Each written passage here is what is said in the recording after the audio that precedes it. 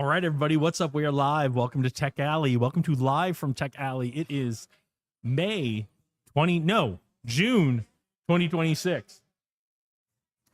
We are here. We're at the monthly Tech Alley event in downtown Las Vegas. I got someone coming first, and then we'll get you in. So yeah, we're doing the live. I really need to write this down. We are doing Live from Tech Alley. So we are here. We are here at 3rd Street Vegas, the host and sponsor of Tech Alley. There's a couple of new sponsors. We're going to get to all of that in a little bit. A new sponsor for Tech Alley. Got some really cool stuff going on. A company called Skillz. I had heard of them before, but didn't know much about them. We're going to hopefully get Nick from Skillz on in a bit to talk about that. I think that's what we're going on. I do have a guest waiting to come on. He wandered down the hall, but I think he's coming back in just a minute. So, and if he doesn't, we'll get John on here. He's waving. He wants to come on. So, what I'm going to do is I'm going to check to make sure that we are going out live, so that I don't look silly, while you guys are all not watching this happening because it's not going out live. But if we are going out live, that would be fantastic. So, let's see where we are. Let's get on that. Live from Tech Alley. Let's see where we are. Okay. Close that. Yep. And it looks pretty good. So, okay. So we are live. We have stuff happening. I'm gonna not now mute my phone so it doesn't go off in the middle of this. So while we are waiting for guests to come on, we have a number of folks who want to come on today. There's a number of folks I'd love to get on today too, to make sure. Let's see, hang on. If you're making comments, I cannot see the comments from here. So it's not that I don't want to address your comments. I'm gonna go take a quick look at the screen just to see that. Hang on one second.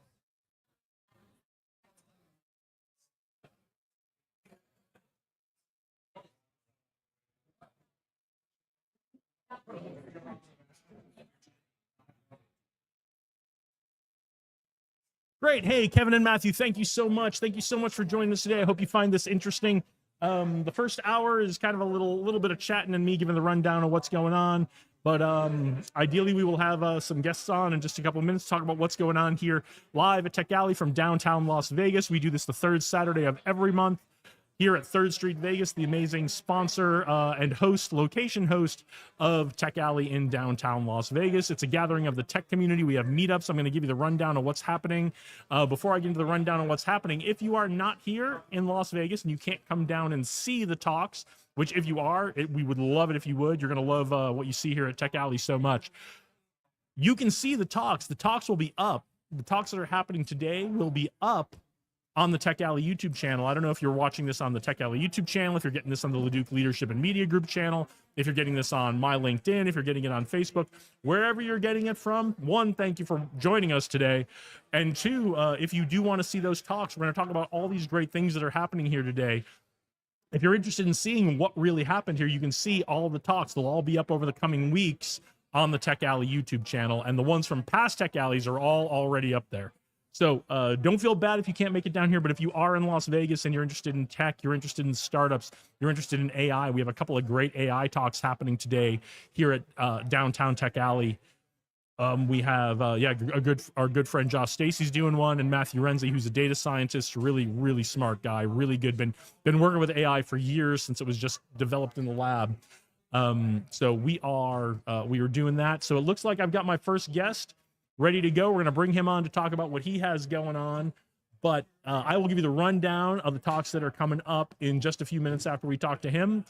So again, thank you for joining us. This is live from Tech Alley in downtown Las Vegas. We do this every 3rd Saturday of the month. You can join us on this stream or come on down to see us. Come on, jump in that chair.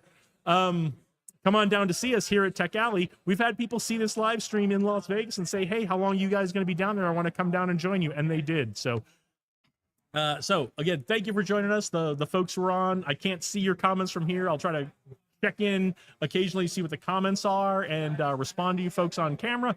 But in the meantime, before I give you the rundown, we've got our first guest here today. So tell us who you are and what you have going on. Thank you. My name is Ronald Ingram. I'm the founder of Neobanks, and I think I am the first banker in America to launch a crypto. Okay. So I've launched a crypto called Spock. It's actually POC with a dollar sign in front of I it. like it. Little merch here. Well done. Well done. Get on. Where can people get those mugs? They can't get on the website at neobanks.com and roningram.me, which is again my name. Okay, cool. Ronald Ingram. And how much time do we have? I got all day. Okay. We'll people are gonna poke their head in and say, "Hey, can I come on?" And Sure. we'll keep talking. I'll wave them over. If we miss them now, we'll get them later. Okay. It's all free form. So I wanna hear more about your background. Yeah.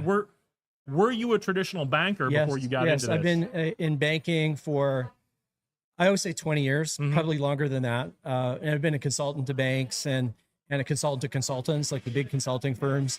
And so I left traditional banking to found a fintech company, which became quite successful. Became the engine behind commerce for traditional. It's funny to talk about any kind of digital commerce as being traditional, but accepting. That's where we are in 2026. The old way of doing digital commerce is traditional, and now we have brand new ways of doing it. And you know what? I'm here for all of it. Right. So I was in banking, and merchants were just trying to sell their stuff online any way possible. I remember. By any means, right? And they couldn't get a merchant account where they could just accept a credit card. So that was my first company. It's called Beanstream.com, and then that was through many acquisitions. Eventually became Worldline, which processes hundreds of billions of dollars. When did you start that company? That was about 20 years ago. That's my stock answer for no, everything. because I remember I have a bunch of podcasts, but I have another podcast where I interview leaders. Yeah. And we've had a couple of founders and business owners on, and they were really some of the first e-commerce companies in the 90s. And I'm talking like 95, 96. Yeah. Back when people were like you would download an order form, and it would take like 20 minutes to download an order form, and you'd fill it out by hand, and then you'd fax it back to them, and then you'd like mail them a check. Like that was how early internet commerce was back in the very early days. Yes, right, exactly. And then folks like you came along and made our lives a ton easier. Right, and I see the same pattern repeating right now. It's very exciting. So what I saw then is this pent-up demand.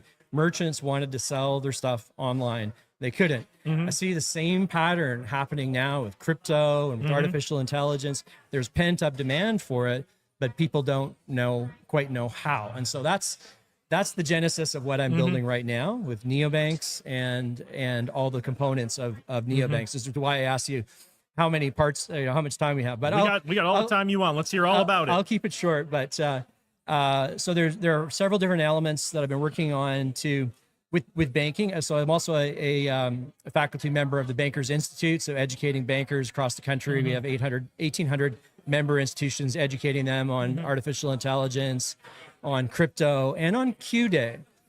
Quantum, which is a big thing that there's a lot of, I think it's a little bit of FUD, but there's a lot of noise about it. And banks do need to be aware about what's happening with Q-Day. So, and quantum resilience and all that. So I built a system to make bankers' jobs a little bit easier, a lot easier, so they can spend more time on the golf course instead of underwriting loans. Right? Also into that. So I created a system that would make loan underwriting and decision making and boardroom decision making, complicated business decisions, and simple personal loan business decisions, make it a lot simpler. Something that I patented called the Ingram Evaluation Matrix that takes basically all kinds of complicated AI.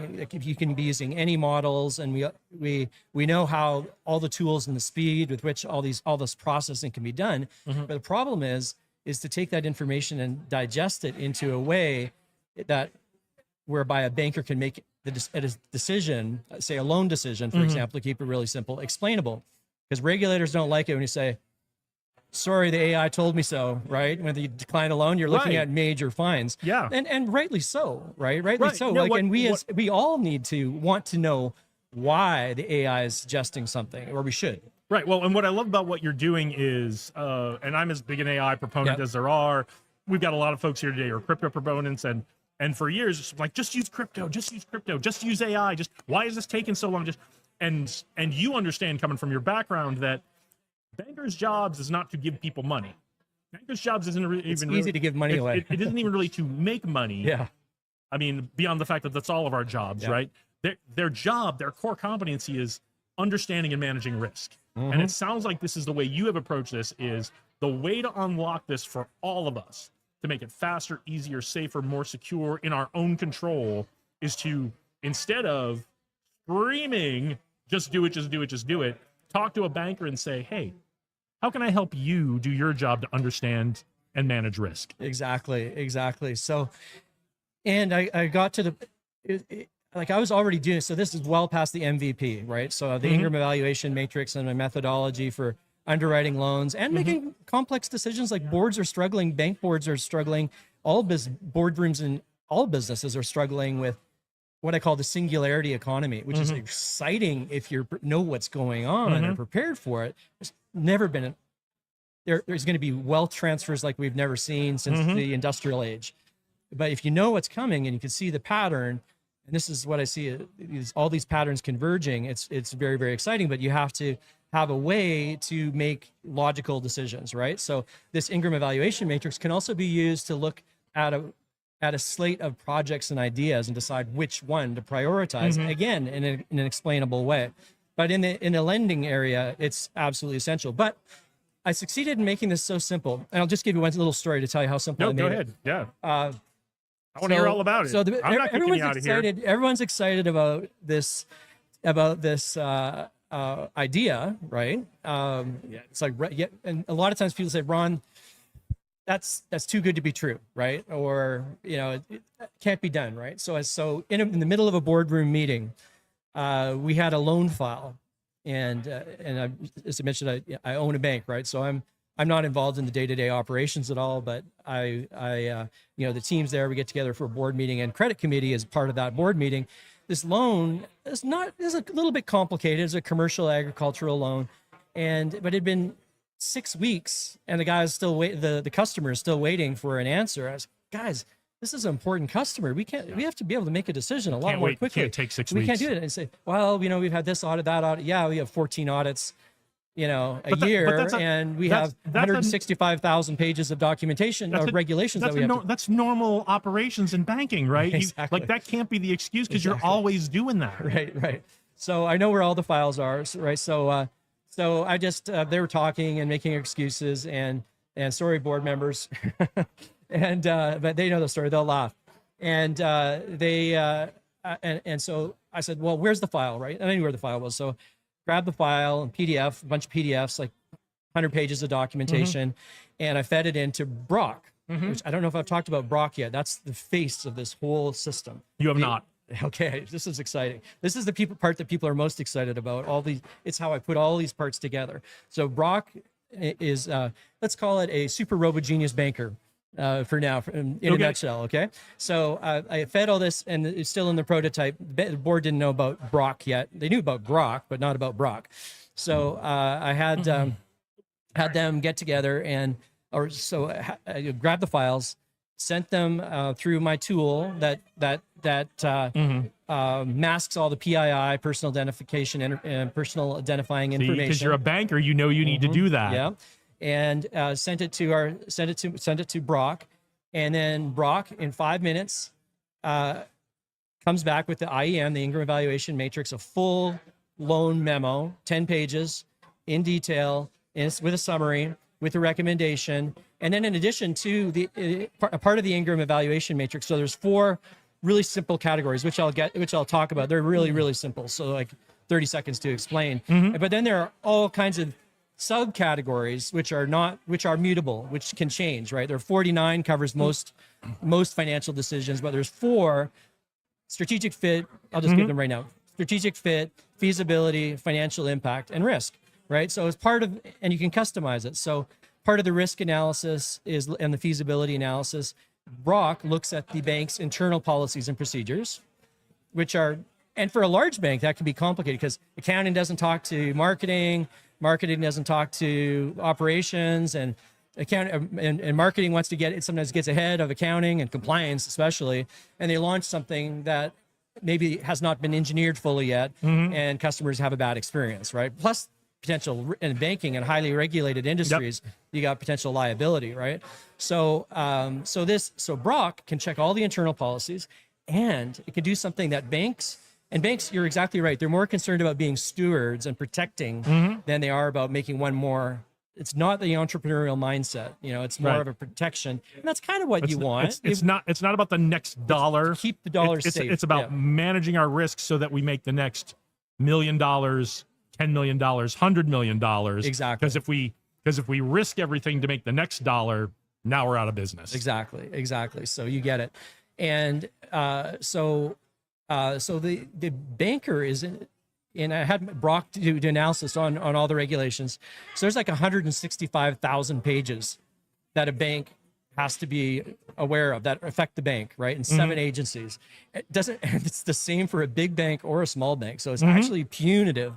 Big banks can deal with it more easily than small banks can. Well, And big banks have the cash to settle out of court if they get themselves in trouble. And I think the regulations are almost in their favor because it's almost like a moat. Because the small banks, it's too hard for them to change because they have to be aware of these 165,000 pages of regulations. But guess what? For AI, that's perfect. AI was built for that. So in this 5 minutes, it's taking me long to tell the story that it all happened. I send this send all the raw loan documents to Brock, and as part of the step, I say, Brock, check all the regulations up to the minute, because that's the other thing is there's always new directives coming out. Federal Register comes out every day now. And a banker can literally not physically, even a team of bankers cannot stay on top of it up to the minute. So I come back with a 10-page memo in 5 minutes, and I say to the board, I say, hey board, hey guys, check your inbox, right? And they all open their inbox, and I say, so see what I've just done. I just wrote that literally. Like I had my phone I was doing this under the boardroom table. And I said, I literally did that in 5 minutes while you're all debating about how long it was going to take. I did it. I said, how does it look? Right. And they all look at it. It's like literally jaws were on the floor.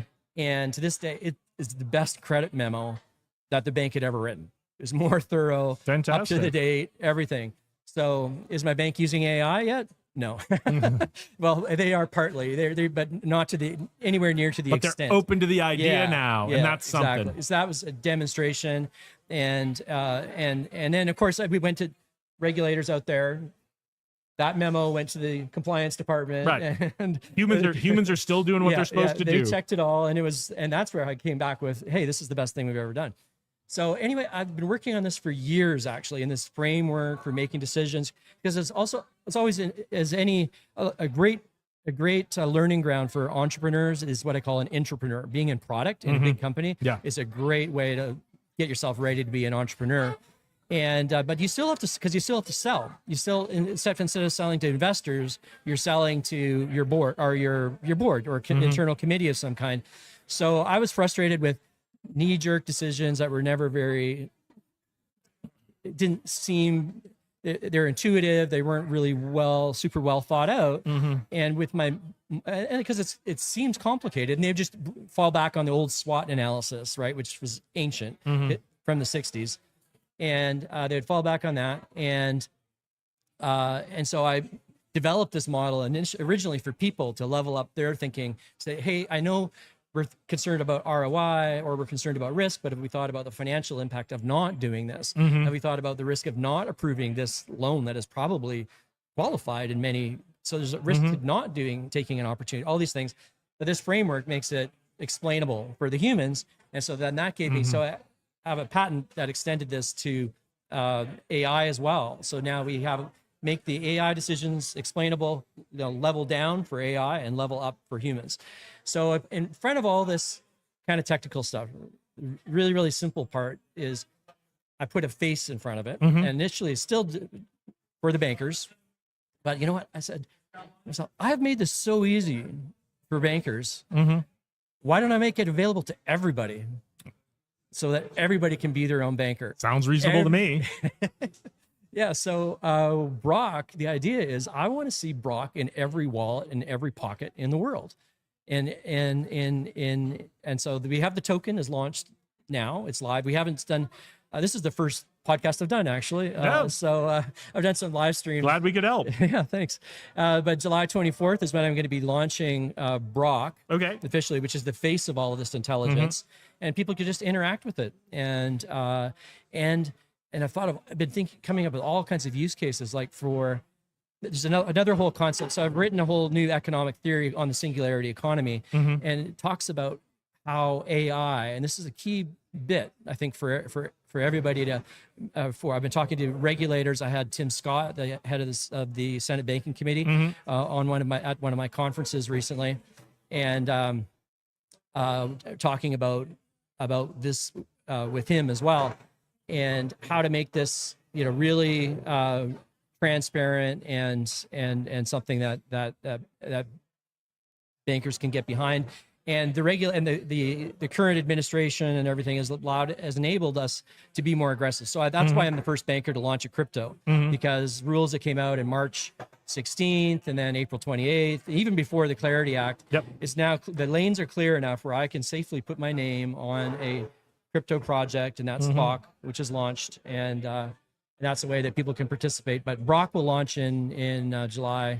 Around July 24th. Okay. And just one last thing on that, the use cases for Brock. So veterans was a new one that came up. So rather than thinking about getting a veteran a job, what about get them a Brock, and allow them to start what I call a ZPE, a zero-person enterprise. And that's what Brock will enable people. So I thought of a new metric because what gets measured gets done, right? So I thought of a new metric that we should be measuring economic output. That we should be using to measure economic output rather than just jobs. Think about taking people that have businesses or want to start businesses or have a talent, actors, models, people that have a disability, people that have PTSD, say like a vet that doesn't really want to be very social. They could, rather than getting a job, they could start a ZPE, and Brock, I measure Brock's output in this new metric that I came up with. Think of it as like horsepower for output, for human output. So I call it FTEP, first full-time equivalent persons. And that's the unit of productivity, right? So Brock right now is operating at a 15 FTEP. Think of it as horsepower, right? Yep. That's how the inventor of the mechanical engine got miners to adopt his technology, because miners were like, hey, I just get another pony, get another horse, right? I don't need this new machine, it's blah, blah, blah. And so they came up with horsepower. It's like this machine will replace 100 horses or 15 horses. So this is what I'm doing with AI. So you get I think that's great. I kind of intuitively understand it. That computer over there, if it weren't doing this live stream right now, would have about 17 AI agents doing stuff for me all day long. Right. We let it take a little break so we don't interrupt, we don't like degrade the quality of our video stream. That's so cool. But when I switch back over to my other profile on that laptop later today, Claude's gonna have a lot of catching up to do. So cool. Well, I've been kind of doing a monologue and not doing No, that's okay. No, it's because I think it's fascinating. And like I said, you are one of the very few people we talk to who are looking at this from someone else's perspective than the tech world of bankers have to assess risk. They have to make decisions based on risk, and these are humans who have to make these decisions. So we have to portray whatever it is we're creating for them in a way that understands it and solves a problem for them. And I think this is really going to move the ball forward on crypto adoption in terms of people using crypto for actual purchases. Because we're still kind of we've been promised that for a long time, and it's still coming. And then, something like Brock can help all of us sort through all the regulations and make sure that we are fully assessing the risk. We understand where the contradictions might be and where a human has to make a decision between two things. And then going forward and again, maximizing that horsepower, because now we're all becoming more efficient. And we're all, because now someone who couldn't have navigated that loan process with a bank before now can navigate it and get that business going. And that small bank who is trying to understand the risk of this complex technical business now has a better shot at assessing that risk and going, oh, okay, this is no more risky than somebody opening a restaurant. Right. No, you got it exactly. And it's the simple things too, like the day-to-day things. Like, so you could ask Brock, hey, is this crypto a scam or not, right? Mhm. Or hey, this stock launched, how does it compare? Or you could just even ask Brock, I'm new to investing.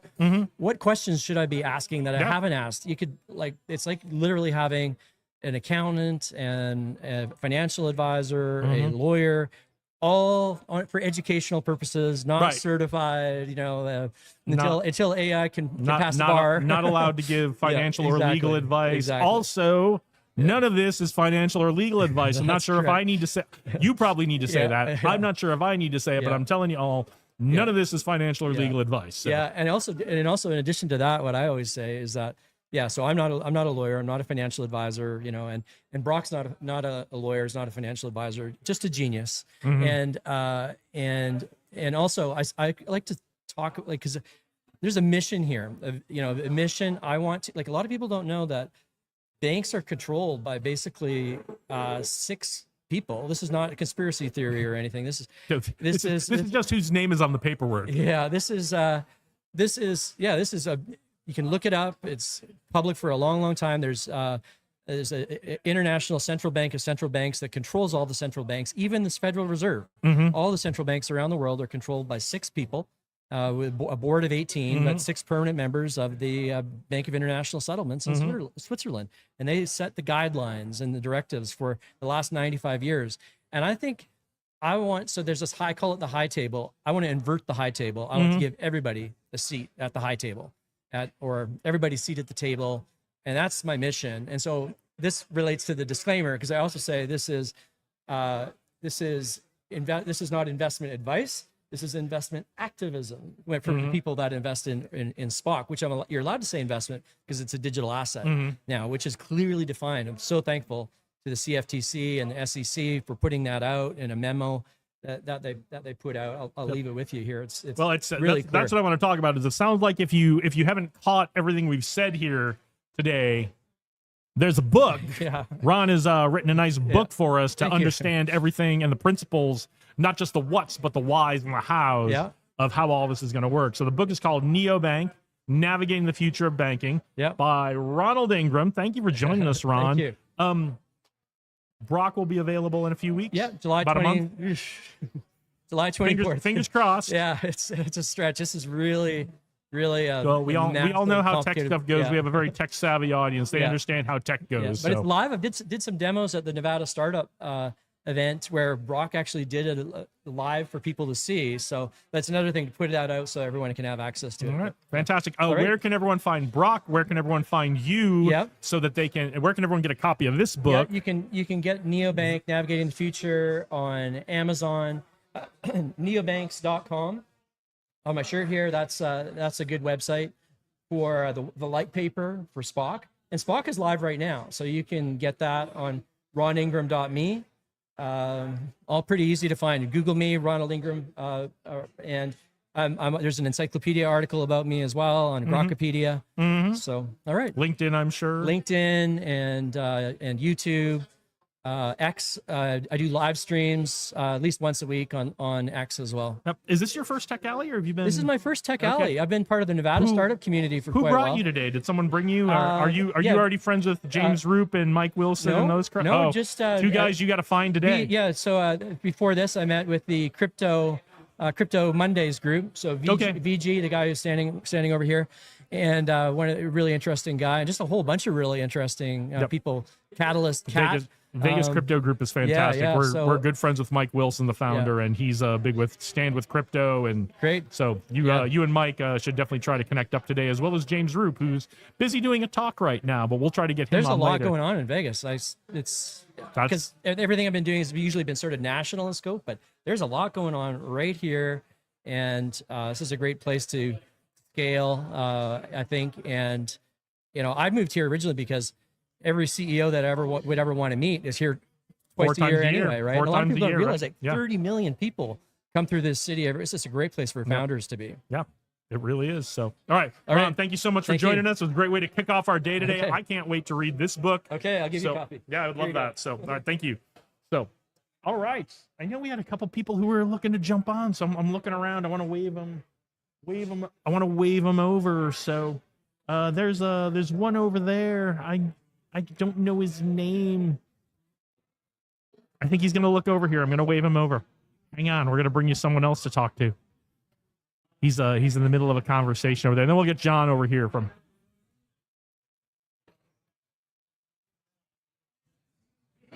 Yeah. Were you wanting to come on? Or were you just watching? Okay. All right, no problem. John, come on. I felt bad. We were having a great conversation. We didn't want to leave you out, but all right. Nice to see you. Have a seat. Have a seat. I'm glad that you're up here. I'm glad to be here. It's always nice to be one more month around the sun, right? So Well, actually, it's more like you bring energy to this place. And I try. Honestly, I absorb it. I hope I'm trying to give you a little bit back. oh, I appreciate it. Appreciate it. What is going on in the mobile charger world these days? Honestly, I just wanted to mention our new location. Okay. We put a big kiosk right in front of the Galaxy Theater at the Boulevard Mall. Okay. It seems to go gangbusters. People love I it, bet. and they're using it. And the best part is to give them peace of mind for them to have that their phone ready, no matter the case. Yeah. Listen, if you're going to see a movie here in Las Vegas, chances are, if you're like me, your phone's about to die. We're here to help. And they're here to help because you pick up one of these out of their kiosk, you take it into the theater with you, you get your popcorn, you get your icy, you get your candy, Everything. and you just plug that guy in while you're watching your movie when your phone's supposed to be off anyway. That is true. Right, But who follows rules, right? But your phone will charge faster if it's off, and then because it's Vegas, I know you're doing something after the movies. Now your phone is nice and fully charged while you've been watching your latest greatest favorite movie. That is right. And also, if you happen to be on Water Street, there's a beautiful little Chinese restaurant. It's called Chinitas, Tapas and Sushi. There's another location there that we just placed 2 weeks ago. And the best part is that little place has got its charm, it's got live music and so forth. So if you're in the Water Street, Henderson area, great place as well. Fantastic. Where are some of the other places you are around the valley? Well, my favorite, because I live in the district, right next to it is the library, the Green Valley Library. There's a coffee shop right in there. That was my first location and my first love because I live there. And it's also easy for me to just go check out if something's wrong. Yep. You know, because like this is technology, so just like anything. Yeah, it's tech. So you it's gotta gonna break. you got to be on top of it. You got to make sure customer service, because at the end of the day, if this is not working for you, it doesn't give you the convenience you need. So yeah, as well as the other location, fantastic indoor swap meet. Yeah, over on Decatur. Decatur, exactly. That is I was just driving by there the other day. that is a huge location and also very popular. The best part, it's next to the restroom. So you can Again, do a pit stop. Right where you need it. Right where you need it. It's not tucked in some weird corner somewhere. You know, if you're spending any time at Fantastic Swap Meet, you know you're going to be there long enough you're headed to the restroom. Exactly. Also, if you're by the Auto Mall, there's our location there as a wood sandwich shop. And they love it as well because everybody's obviously shopping for a car at one point or another. The other location, Summerlin, Transylvania Bar. That is a great little spot if you love little privacy with your partner. Great dating location. Good to know. So I'm trying, and at the same time, I'm getting a great response. Yep. Now give us the rundown because you probably have new folks watching. Give us the rundown on the finances of this. On like if I'm out there and I need to charge my phone and I find one of your kiosks, how does it work? What do I pay? How does the whole deal work? All right, here's the logistics of it. Basically, if you see my kiosk, it's going to ask you, would you like to rent one? You just click on the touch screen. It'll say, okay. And then it'll say, what type of payment would you like to do? Unfortunately, you have to do a little finance, but it is what it is. You're renting it. Of course you have to do a little finance. So in this case, you click on it, you take out your credit card. It's not biz nice. Business. Like that. So yeah, the bottom line is that you click on it, it'll give you an option to do a tap your credit card, tap your phone, or you can insert. So once you do that, this is the logistics. It'll deduct $30 from you as a deposit. After that, every 20 minutes, it's going to deduct $2 from you. So in reality, it's $2 for 20 minutes. This little battery right here, the best part, is pretty powerful. So based on my experience, charges your phone 35 to 40%. In 20 minutes. Yep. So bottom line, even with that $2 charge, you're happy. You're good to go. Instead of you thinking of the anxiety, you know what, I'm at a beautiful restaurant. I'm thinking I got to go home because I got to charge it. So in this case, you could stay there. I got to a little leave it in longer. the car while I'm at dinner, right? Something. All that kind of stuff, right? You know, most of us, we do think about charging our phone, but sometimes we do have little ones, or sometimes we're running out of the house and we forget. So in this case, it gives you Yeah. and it helps you with the anxiety of your phone. Unfortunately, we run our business and we run our family and we run everything through our phone. So it is our life. So bottom line is, it does charge you the $30. Now, when you return it, you simply put it back in, tap on it. The system is very and you can put smart. it back in anywhere. You don't have to put it back in the same slot or even the same kiosk you took it from. See, he knows me. He knows me. I'm trying to help. No, now there is a problem. If the kiosk is full, unfortunately, you cannot. But either than that, you can return it anywhere. Yep. And it recognizes the battery, and what it does, it gives you a receipt. The best part is you put your phone, and it's through Stripe, very reputable company. So at this point, you're not concerned about your data. I don't have it. Nobody has it, but only Stripe. Yep. And it is encrypted, so you don't have to worry about that either. And take a picture of your receipt, and it'll come back right on Yep. you, and it'll tell you how much and whatever the case might be. Now, let's say I toss this in my bag one day. I charge my phone up. I toss it in my bag because I got to go do something else. Then I'm going to return it, and I forget to return it. What happens? Not a problem. Not a problem. The And best. I also want to show you guys. You're like, is it for iPhone? Is it for Android? I'm going to show you guys. The really best part about this, Oh, there you go. as I can, if I can get There we go. Yeah. my There it fat is. fingers to do it. Both of them. You have no excuses. No excuses. I have an iPhone. I can't use it. I have an Android. I can't use it. You got them both. That's the best part. Now, if for some reason you forget, or maybe you're at the airport and you take it home, not a problem. The machine will deduct another $10. Now, in this case, you actually bought a great battery for $40. Yep. Because now you can You can actually recharge this charge it at battery. home. And this, based on my experience now, long term, it will charge my iPhone Max twice. Mm-hmm. So in theory, you can use it for a very long time. And the best part is you can take it with you. And it's heavy duty. That's Yep. the best part. Yeah, they're solid. They're solid, so you don't have to worry about it. For $20 is very price competitive with everything else that you would buy. Yeah. Look, $2 for 20 minutes, and if you forget, now you got yourself a rechargeable battery for your phone, right? It's I would prefer you return it though, but we hey, would prefer you return it, but you can return it anytime, right? So absolutely, yeah. so So thank you so much. I appreciate it. At this point of the game, I've known you for what, at least 5-6 months. 5 or 6 months. I mean, since we've been doing stuff here at Third Street, so Absolutely, and it's like a family to me here over here. yeah, Tech Alley's great. Yeah, and the best part. is you see Josh has friends. done some really incredible stuff here. Yeah, and honestly, without him and mindset of bringing all of us together, come on, Yep. it takes a special guy for It's that. been great. Special guy. It's been great. Well, I won't take any of your time. I know you're a busy guy. Well, I'm just going to be sitting here, but we're going to have other folks who want to jump on and talk, I think. So Absolutely. So, but yeah, appreciate you coming by and telling us what's going on. Anything else you want to leave us with before we let you go? Hey, you know what? I will tell you something from my mentor. He told me in business, you don't have to be the smartest one, but you do need to know where to get the information. And that is very important to I me. love it. Because, we all struggle and we all try to do something from the ground up. And we're all like, can I do this? You don't have to be the smartest one. All you have to do is have the mindset to get the information. Yep. Right? Absolutely. Hey, man. So, all right. Thank Thanks, you so John. much. Thank you for joining Pleasure, us. pleasure. Find Thank you these so all much. around the valley. And how can people find you if they're not here in the valley? Oh, sorry. You can actually go to the website, catchacharge.net. We're there, or you can give me a call directly, 702-287-2518. And if you're a business that would love to have one of these kiosks in your business, feel free to give us a call, and I'll be glad to do a personal demonstration. And I know 90% of the time it will make sense for you. Yeah. Next time we'll have you back and we'll talk about how it makes money for the business owner. Well, in this case, yes, absolutely. You're right about that. Yeah. Thank so you we'll so have you much. back to talk about that next month. Thank you so much. All right. Thanks, John. Bye-bye.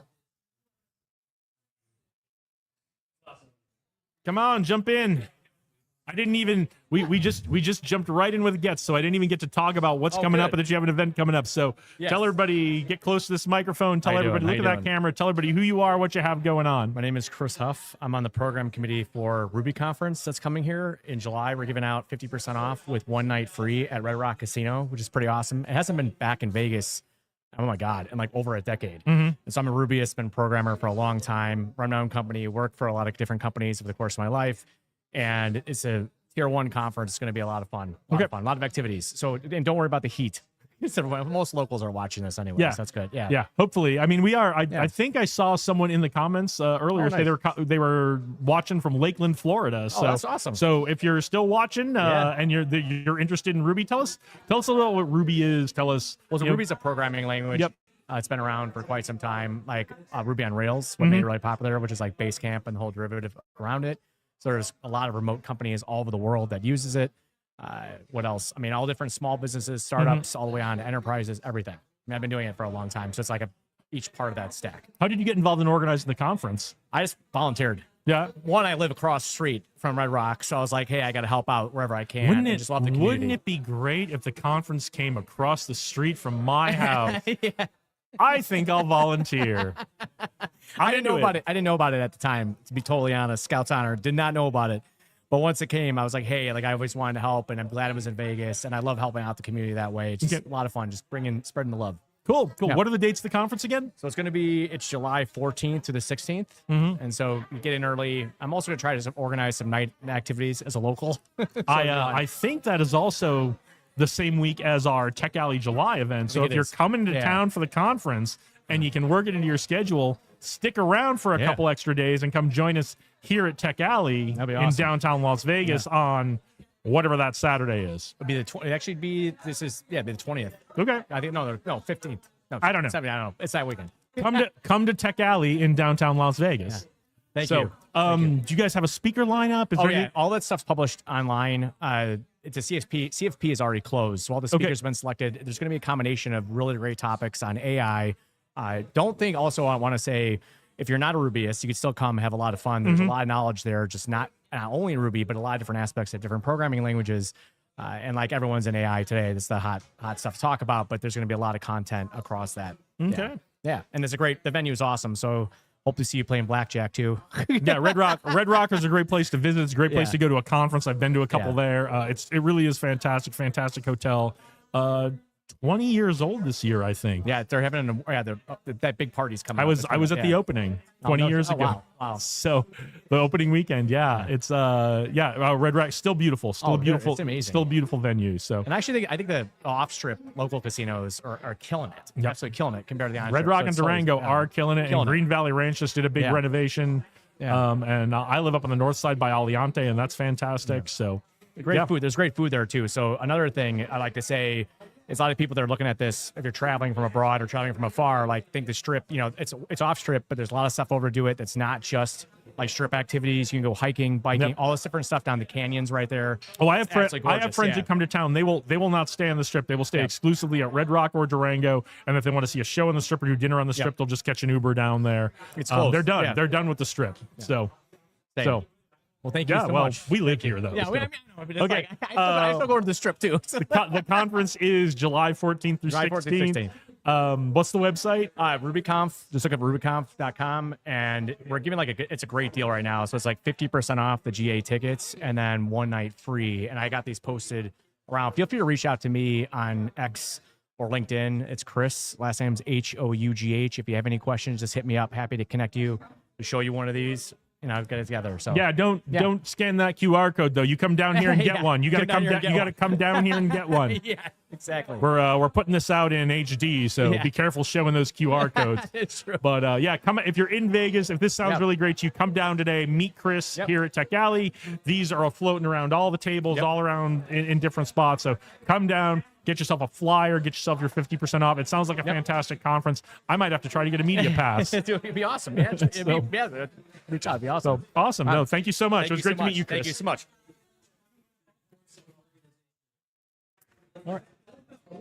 I do not see it. But so all right, let me take a quick look. It looks like we've got some comments. So I'm gonna take a quick look at comments. I got it. Thank you.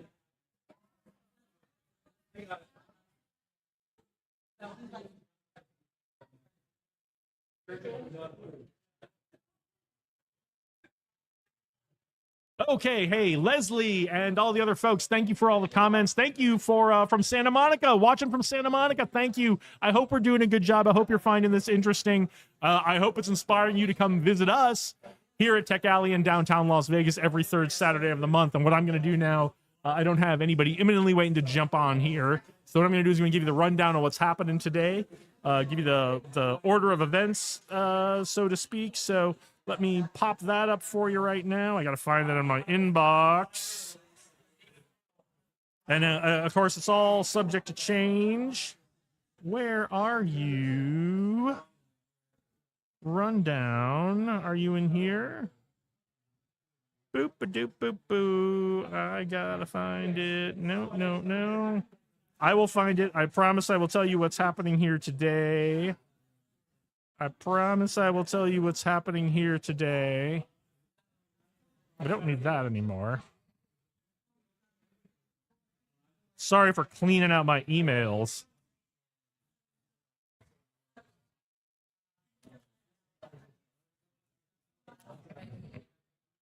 All right, we're going to have to do this the hard way.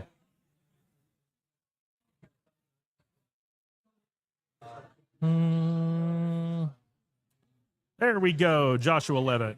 Tech Alley, June 2026, agenda and venues. All right, so it is 12:01. We are in the first round of talks right now. Lunch is going to start in about 15 minutes. If you are interested in tech, drones, AI, tech startups, entrepreneurship, investing, using tech to run your business. What else do we have going on? Do we have a demo time today? I don't even know. I'll read the agenda for you. But if you're interested in any of these things, come on down and join us at Tech Alley in downtown Las Vegas. We are at 3rd Street, Vegas, which is coincidentally on 3rd Street and Gas Avenue. We're right in the corner here in downtown Las Vegas. So come on down here and join us. It's a fantastic facility. It's an old movie theater that they are converting into a community performing arts space. So come on down and see what Daz and the crew here have going on at 3rd Street Vegas. But right now we're in the first round of talks. We're getting to the end of those. So by the time you get down here, you may not be able to see them. But as I mentioned earlier, if you miss these talks, they record them all. They put them all on videos. So you can find them if you're watching this live stream on the Tech Alley YouTube channel. You are in the right place to find all the previous Tech Alley talks, and you'll find these Tech Alley talks from today over the coming weeks. So come back and check that out if you're going to miss these talks. But right now we're doing Who's Got My Money? Kurt Walker usually runs that, but we've got Phil Pareto doing that today. I think he's a friend of Kurt's and is going to tell people how you get that capital stack, especially without diluting your company, diluting your equity in your company by doing that. Jackson Wright is doing social marketing. That's always a crowd pleaser. He helps how you use social marketing and podcasts and things like that to build up your business. Timothy Mays doing the Las Vegas AI meetup in Theater 2.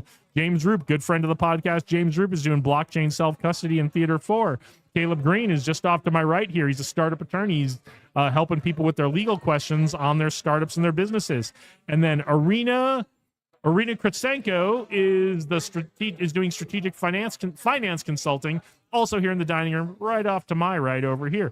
And as I mentioned, we're going to be starting lunch in just a few minutes. If you come down and register for Tech Alley, you get a free lunch on Taverna Costera. It's always great. Looking forward to seeing what they have today. Then at 1:15, we'll start the second round of talks. Our good friend Mike Wilson, Vegas Crypto Group, is in Theater 1. Josh Stacy, our good friend Josh Stacy, is doing an AI workshop in Theater 2. I don't think I mentioned, was it on here? Matt Renzi's talk is going on right now. This was not on the schedule I've got, but Matt Renzi is back, and he's a data scientist. He's going to be talking about AI. He's talking about AI right now. Las Vegas Python, Adam Englander in Theater 3 at 1:15. Nick from Skills, we're hoping to get him on here to talk about Skills and some of the things they have going on here. Lots of really fun stuff going on here with the gaming here in Theater 4 at 1:15.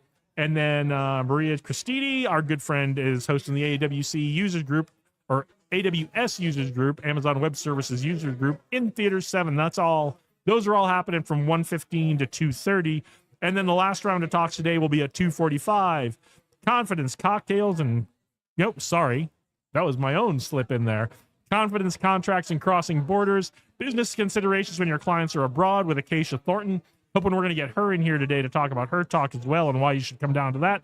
Josh Stacy's doing another AI workshop in Theater 2 at 2:45, and then Nick from Skills has another talk at Theater 4 as well at 2:45. So that's what's going on today here at Tech Alley. If you are in Las Vegas, if anything of those things sound interesting to you, come on down here and join us at Tech Alley in downtown Las Vegas. We're here every third Saturday of the month. If you're not in Las Vegas and you would like to join us some month, come on over. I'll finish my little spiel. Come join us at Tech Alley. Have a seat, sir. How have you been? How have you been? I've been good. How is Las Vegas Startups doing? We had our we meet the second Wednesday of every month at Jackpot Bar and Grill, and they've got a great happy hour. So, All right. So we meet 6 to 9 or 6 to 8:30, Mhm. and it's designed for founders, people that have a startup business. And so we're looking for also for investors to come that are looking for deals. Okay. So it's a great thing. Early stage investors, you found Yeah. your guy right Yeah, here. So I am a founder myself. You know, I've got Lead Tab, which is a lead capture, lead nurturing application. And so I've got a couple friends that I wanted to come up and oh, absolutely, yeah. and get up and talk about their business. Let's get him on. Okay. Let's get him on. Okay. So let me Well, don't go yet. We'll get him on in a okay, second. But okay. tell us a little bit about Las Vegas Startups, the group, what it is. We got the nuts and bolts of where to meet, what time. It's great happy hour. But tell us about a little bit about the history of the group, because there's a little bit of history to it. Oh yeah, it was originally started up by created by Startup NV, Startup NV, and it was originally started as a pitch environment where people that are raising money have a startup raising money, but then it went dormant for over like 13 months. It's been a while, yeah. Yeah, And you and brought it back a couple months ago. Yeah, it's got like 2,800 members to it, or right at 2,800 members. But a lot of them have been inactive because they didn't know if it even still existed. So Yeah. I took it over a few months ago. We're trying to build it back up. We've got a speaker this month. Okay. It'll be Coming up in July. Yeah, it'll be July 8th, second Tuesday of the month. Wednesday, right? No, Tuesday. Oh, we're Tuesdays now. Tuesday. Second. Wait. It doesn't matter to me what day it is. Let's just make sure we get it right. I'm sorry. It is Wednesday. Okay. It is Wednesday. Folks, don't worry. If we're getting this completely wrong here, I will get it right. Tune in for Monday's Vegas Startup Scene episode, and I will make sure we get the right date in the rundown on Vegas Startup Scene every Monday. If people can see this. They might. Okay. We're in HD. Scan that QR code. Okay. This is my business card. It's a QR code tied into my my CRM, but it's in effect it's my business card. And there's a ton of QR codes and a ton of CRMs out there. Yep. This one's natively connected, so if you scan it, it'll ask you for your name and your phone number. It'll immediately send you an SMS to say we're connected.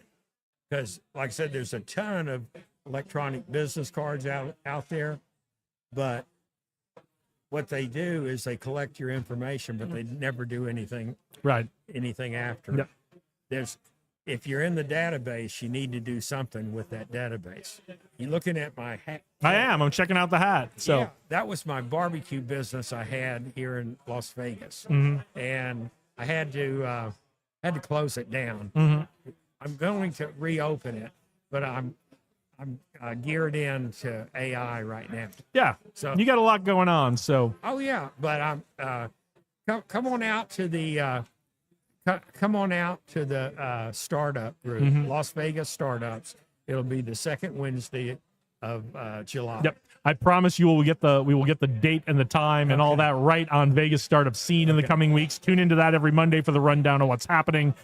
Also, you guys have a meetup group, and that is where you can get all the latest information if you don't want to wait around for Vegas Startup Scene every Monday. So Let me get my friend up Yep. here. Oh, didn't want to knock Go on- grab knock go grab yourself. your friends, and we'll talk to them. All right.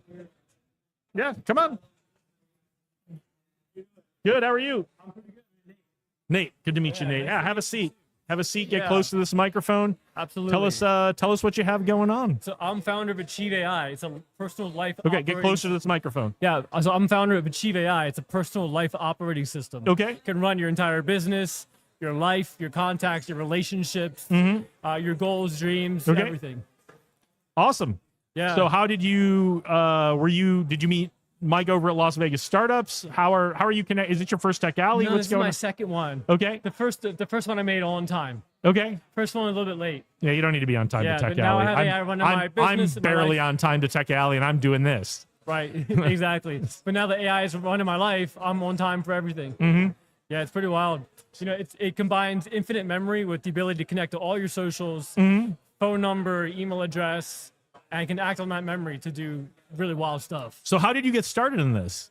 Well, I started vibe coding before it was actually popular. Mm-hmm. This was back on Replit, back in 2024. And I've been doing it ever since. I was top 5 Cursor developers last year. Oh, congratulations. Yeah, just what no life looks Congratulations to Cursor too. Just got bought by XAI. like. Cursor, so yeah, or Cursor is SpaceX incredible. now. Yeah. Brian and the team at Cursor, phenomenal job. Yeah. Yeah. So That's just what no life looks like. 20 hours a day coding Yep. for a whole year and a half straight. and then you moved into this how? Yeah, well, I started off with virtual assistants in the Philippines. Mm-hmm. And then as the AI kind of grew, I'm like, okay, they're not going to be a thing anymore. So time to pivot into AI automation. Cool. Yeah. Cool. So now is this available? People can get it now. Where? Yeah. What's the status? Yeah, achieveai.io. It's 7 days to try it out for Okay. absolutely free. Use it to automate your life. Mhm. And yeah, we'd love to hear the feedback. It's like OpenClaw, but on steroids. Okay, very cool. Yeah, So yeah. what's the experience like when someone logs in and does that 7-day trial? What's the experience like when they open it up for the first time? Yeah, so it's very quick. It's a very, very simple onboarding process where you give the AI some information, whether it's a website, Mm-hmm. social media. From there, it builds an immediate profile of all your businesses. Okay. Find out your overall trajectory in life, builds you a 12-month vision, Mm-hmm. and then you connect all your accounts. So you can start posting, emailing, texting. Okay. And then you just combine all the different integrations into any kind of workflow and Okay. create it. The sky's the limit. So I open it up and it goes, "Hey, connect something, your website, one of your LinkedIn, whatever it is, and I'll get to know you a little bit. Then I'll ask you some more questions." Yeah, it's like where are you going in 12 months? Mm-hmm. And then you give it your vision. It builds your life. It builds your itinerary. Put together your goals, milestones, and tasks. Mm-hmm. You connect all your stuff, and then it works with those integrations to help you get to where you want to Okay. go. Very cool. Sounds Yeah, fascinating. absolutely. So are you raising Wild money stuff. now? What's going on with the company? Potentially, I mean, for the right price. You know, Uh-huh. I kind of like the idea of being a one-person billion-dollar company. At some point, we're that's big kind of fans a of goal. bootstrapping here. We're Absolutely. big fans of have a plan to bootstrap and have a plan if you find that right investor to pour rocket fuel on your company. But Right, I mean, for the right don't person- don't give up equity if you don't have to. 100% agreed. For the right person and the right team, you know, I wouldn't say no. Okay, fantastic. Yeah. So what's the path to world domination? What's coming next? Well, I'd like to get Achieve AI on every phone in the Okay. country. And so the problem right now, I think, with a lot of tools like OpenClaw, for example, it's just not usable. Yep. It's not usable. It's not user friendly. You know, Bertha next door can't open up OpenClaw and use it to automate her life. Yeah. So the only thing that's missing now is UI, usability, intuitiveness, and ease of use. And so if you can make something that's easy for anybody to use, just, you know, a couple clicks to connect all your stuff, that's the goal, I think. And, you know, that's the final vision. Fantastic. Yeah. Fantastic. Anything else you want to leave us with? No, that's it. You know, again, you know, achieveai.io. Check Yep. it out. Love to hear the feedback. And, you know, I'm here. The team's here to help if you have run into any issues. Okay, so it's achieveai.io. .io, Are you guys yes. on LinkedIn, the socials, the Instagram, anywhere people can find it and maybe check out a little more? Yeah, we're on all the social medias, but the website is there, and all the socials are listed on the blog Okay. as well. So Okay, achieveai.io. Go. Yep. Go. Not now. Do it later. Keep yes, watching this. Keep watching, and then yes, But- check us out. All right. Thanks so much. It was Yeah. great to meet you. Yeah, thank you, brother.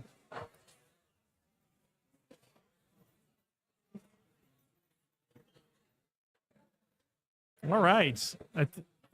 You want to jump on? Are you the publicist?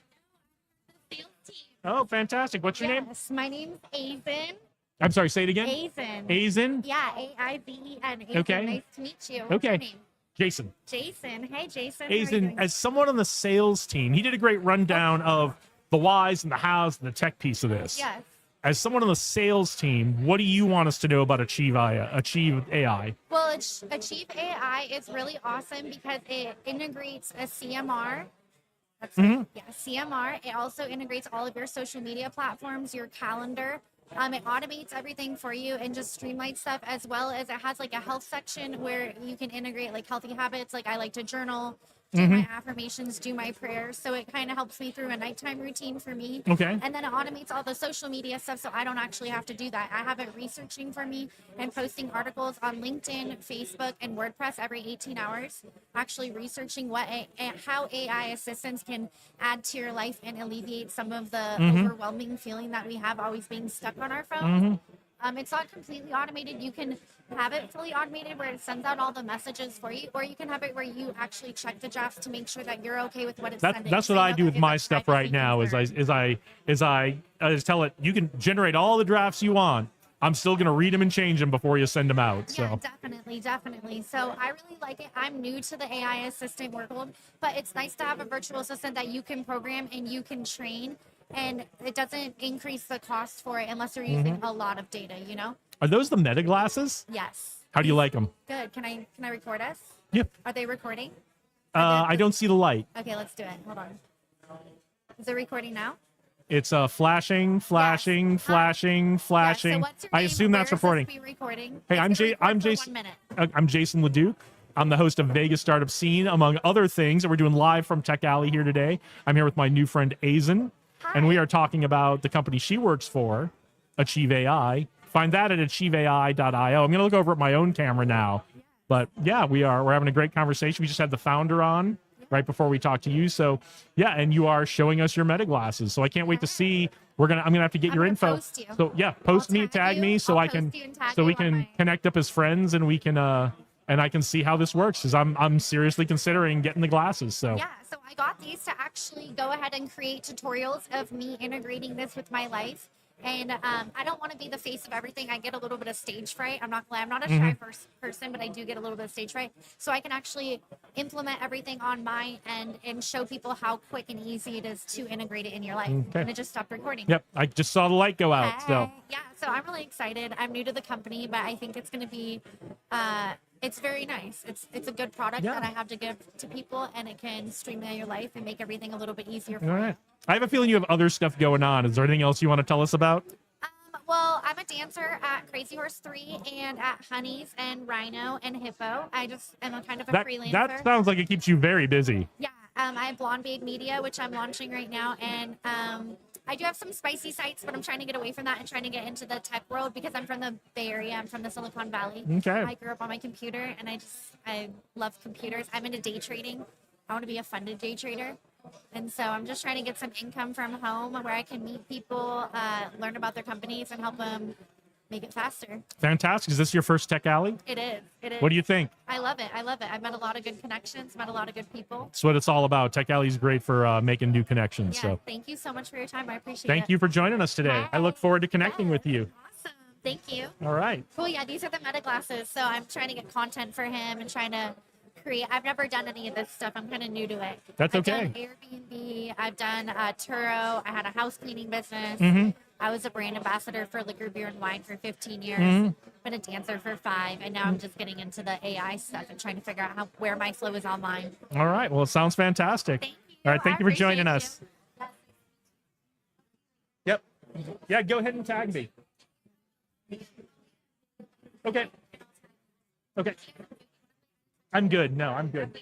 That's all right. You want to come up? Hey, how are you? Was it Kyle? Yeah, have a seat. We're good. Kyle, what do you have? What do you want to tell us about today? Is this your first Tech Alley? It is actually, yeah. So I came to Las Vegas last year. Okay. Decided that business, enterprising, it's a place to do business, right? You can just sit down and have a conversation with people at the bar, at the club. What do you do for business? Yep. So mine is specifically data ongoing. I'm a managing partner of it, Okay. and we specialize in general ledger activity using NetSuite and AI. Okay. So optimizing things through the throughput of like COGS and revenue, Mm-hmm. inventory, getting all your product out the door to the customers with complete satisfaction. Okay. How did you get into this? So it's a very technology centric position, and I've always had a computer in my life. And when I got to NetSuite, I started learning about relational tables and how the customer relates to the invoice. And you can make all these complicated joins of information, like who paid you late, how often do they take to pay, what's the total value of your invoice, right? And I saw that concept really explained to me in the technology world, and so I was able to just start combining computer concepts, business concepts, and start consulting with people and say, how efficient do you want to get your machine to give all your customers, like Amazon, right? Yep. You order with Amazon. They I ordered a bunch of stuff yesterday. yeah, they never change your order after the fact. They tell you when it's not going to come. That's what most businesses dream of, but that takes a really qualified system. So I help people with NetSuite specifically get to that point. Okay, very cool. Yeah. What brought you down to Tech Alley? Was there something specific, or was just, hey, we heard about it, it sounds cool? Yeah. It's just I heard about it being in Vegas. I was right in the neighborhood. I'm like, well, if it's right there, let's go. Let's Yeah. go see all these entrepreneurs, all these people just talk about their business. So Oh, fantastic. So Yeah. did you go to one of the morning talks? I actually got here kind of late, so I'm Okay. going to stick around for the AI one and technology. Okay, yeah, no, there's going to be some good stuff. Josh is doing 2 more AI.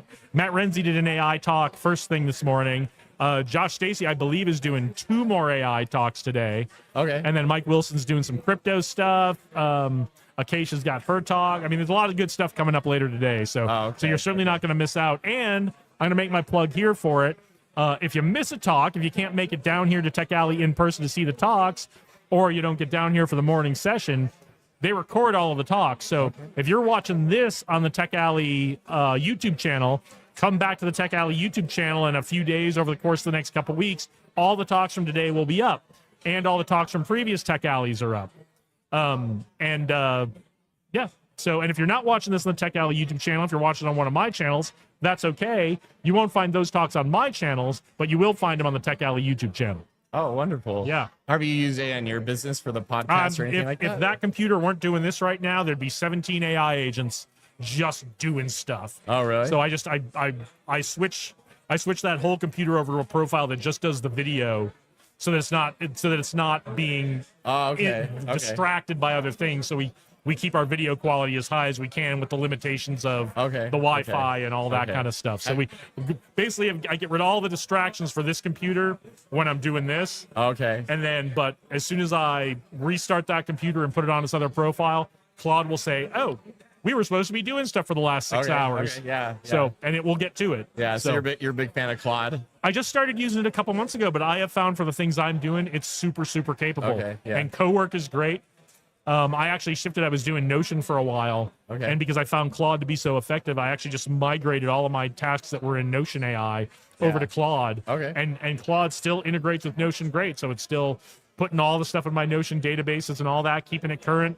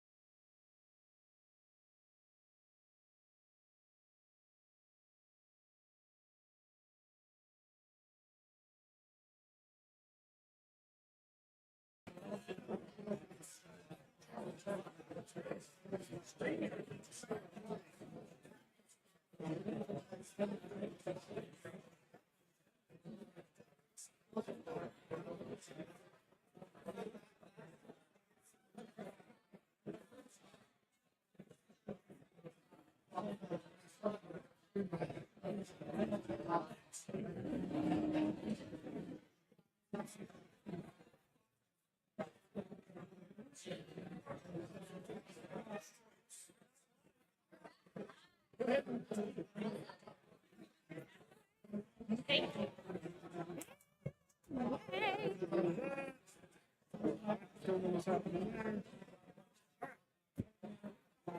All right, we're back. Sorry about the technical difficulties. The internet went a little goofy on us. I'm not sure what happened. I have no idea if we're getting the recordings from the first half of what we were doing today. It's live without a net, always here at Tech Alley when we do this. So apologies if you've been staring at a blank screen or a frozen image for the last 10 minutes or so. But we're back, and I'm back here with Acacia Thornton. Did I get that right? Yes, you did. Acacia Nailed it. Thornton. She's doing. You're relatively new to speaking at Tech Alley. This is like your third or fourth month. That's correct. I believe it's my 4th month. Yes. I pay attention because I sit here and I read the agenda like 17 times a day when we're doing this. But tell us about what your talk is going to be about today, and then we'll get into your background and how you ended up joining us here at Tech Alley. Absolutely. So one thing that's a really big deal for me that I think is important to Get all closer to business this microphone too.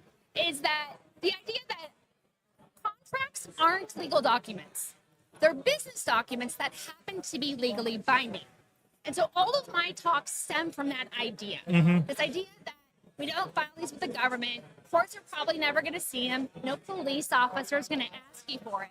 Instead, you go to it when you want to navigate your business, build better relationships, increase revenue, scalability, sell, IPO. The contracts are what matter. So today's talk is about doing all of those considerations, but when your clients or your vendors are in other countries. Okay. The way I always look at contracts, because again, like unless you end up in court, no one sees them. So the way I look at it, and I come from a military background where like our integrity and the commitments we make to each other are really important. And that's what I look at contracts are, is like we're making commitments to each other. I'm going to do stuff. You're going to do stuff. We're going to do stuff together. There may be some third parties involved, but these are the commitments we're making to each other. And we're just writing it down so we don't forget. That's really important, but there's more to your business model than individual transactions. Okay. One of the things that really frustrates me, being an attorney of 15 years, is how much of the industry was about you have a contract to protect yourself, defend yourself, keep your intellectual property yours. But exactly what you just said, you don't have business relationships so you can protect, defend, Right. and you want them to be an opportunity of success for both parties. And so I flipped the switch on everything, from the intellectual property, the warranties, the cap on liability, but most importantly, the relationship dynamics. I have successfully helped hundreds of business owners create better relationships with their clients simply by using 2 or 3 sentences in the Okay. contract. Fantastic. So how did you come to be doing this? How did you come to be speaking at Tech Alley on these topics? So I'm a little bit of a tech nerd. I didn't get to learn coding growing up, but I totally had that engineer mind. I understand code when I read it. It's the way my mind works. I love playing with technology. I loved the Legos and the Connect sets and setting all that up as a kid. But then I went on to have a business degree and I did business consulting. And then I went to law school and these things. And I was like, there's that passion point, that passion point that isn't integrated. So my entire career for about 20 years now has been all about IP-based businesses. Okay. I went on to work for Fortune 500s that are data, information all over the globe, software and consulting on that. I worked back when crowdsourcing was new. I was an attorney for a mapping company where that was their primary way of getting information and then licensing the maps out to businesses. Some of the biggest names, UPS, FedEx, Meta, all of them use their maps. And it was based on crowdsourcing when, well, what is that? Was still a question. Very cool. And so how did you find out about Tech Alley? Because you've been here a couple of months, so. Tech Alley. How did I find out about Tech Alley? I think when I first moved here, I moved here to Vegas about 3 years ago. Okay. And I immediately jumped into the small business scene. And I became really good friends with some of the people at the Small Business Development Center, the SBDC. And they immediately, from our first conversation, were like, you need to start speaking on what you do. And they hired me to start speaking to their business owners. And when you just become part of the community, you get introduced to these people. And Caitlin over there at the SBDC, she's like, you've got to know Josh. I have to introduce you to. And the rest is history. Well, that's fantastic. It's fantastic. So what are don't give the whole thing away because we want people to come down to see the talk today. Yes. But what are actually before we get into the highlights, stick around. What are some of the other talks you've given here at Tech Alley? Oh, yeah. The very first one I did was called Revenue Rise. It's about increasing revenue and scalability with your customers without increasing pricing, without increasing costs, without even increasing client acquisition. Nothing more than your existing relationships. What can we do to increase the revenue? And a lot of the business owners that come out of that, like process and understanding, they 3 to 10 times the revenue from it. That's fantastic. Yeah, fantastic. So today's talk, give us one or two highlights, some reasons people should come down, especially if you're a small business owner, why you should come down and see this talk. Well, I think one of the biggest things as well, English is the language of business. There's a lot more than the same words when we cross borders. Culture is different. The governments are different. The way things are handled are different. Even down to what is a strike versus not a strike. Holidays. We consider what's prioritized, timeliness of things differently. And we know these individually. If you've ever traveled to another country, you see what's the same and what's different. And so the opportunities to build business together, writing things down in English isn't enough for success. And in fact, it can become a little troublesome and block you out of certain countries if you don't do it right. Yeah, we found when I was deployed to Iraq, I was working on foreign military sales, the F-16 program for the F-16s we were selling the Iraqis, and we definitely had to learn the culture and the ways that in the Middle East they do business very differently. And I remember I was meeting with the Minister of Communication. He had a project he wanted to do, and he wanted to ask me for money from my program because it would support my program. Would I give him funding for this program because it would support my program? And I was like, yeah, sure, that's a no-brainer. But they do things a lot slower, and they base things a lot more on personal relationships. So over the course of like a month, we ended up having like 4 meetings where I would go over, see him, just sit with him, and we would have tea and we would have cookies, and he would just ask me where I'm from and what's your family like and how's your family? You're over here, you're all those things. And I was like, guy, come on. I already told your American counterpart I would do this. We can get this done today. But we probably had 4 or 5 meetings just chatting before he felt comfortable coming to me with that ask. And that's just the trust building part, right? Now, once the business has the relationship, you're going to be doing this for 1, 2, 3, 5 years, relying on the words of that piece of paper. Yep. Because if there's questions on either side's countries, either side's government's laws, either side's business, currency crises happen, things like this, you're doing just fine today, but somehow the other side is having a horrible day, or vice versa. Okay. And we have to adjust and adapt to these things. But if we don't give ourselves the permissions we need as business owners on the paper, you're actually in violation of the contract. You didn't mean to. You could have seen it coming. Just need 1 or 2 sentences. It doesn't have to be a lot. But just thinking about these things ahead of time, make sure that the whole relationship goes smoothly. And that's why you need to come down and see Acacia's talk today at 2:45. 2:45. Theater I don't have the theater in front of me, but I will give you guys the rundown of what's happening today in just a little bit. So, all right. Is there anything else you want to leave us with? No, if you have not been to Tech Alley, you definitely need to be here and come more than once because every month is different. The people are different, the crowd, the environment, the talks, the expertise that's in the room is so amazing month over month. I just love being here. Yep. Yeah. So don't take my word for it. Listen to her. Come on down here if you coming down today or coming down next month. If you're not in Las Vegas and you're coming to Las Vegas and you can plan your trip around the 3rd Saturday of the month, come down and join us. Look in that camera. Tell everybody where they can reach you if they want to get in touch. Absolutely. My name is Acacia Thornton, a longtime business attorney and revenue structurist. I am at CEOlegalcoach.com. That's CEOlegalcoach.com. All right. Thank you so much. Thank you. All right, I think we might be getting some other announcements or another talk going on here in the room. So I'm going to take we're just going to take a little pause for a bit. I'm going to see if I can let things settle out just a little bit, so we're not competing with another presentation that's going on in the same room. So just sit tight. If you want to go grab something for lunch, it's lunchtime here. That's why you're probably hearing some of the background noise. These mics are pretty good. As much as they try to screen the background noise, they pick up a lot of it sometimes. So anyway, if you're still watching, keep watching. We'll be back. We're just going to take a little pause, and I'll be back with more great folks to talk about what's going on here at Tech Alley today.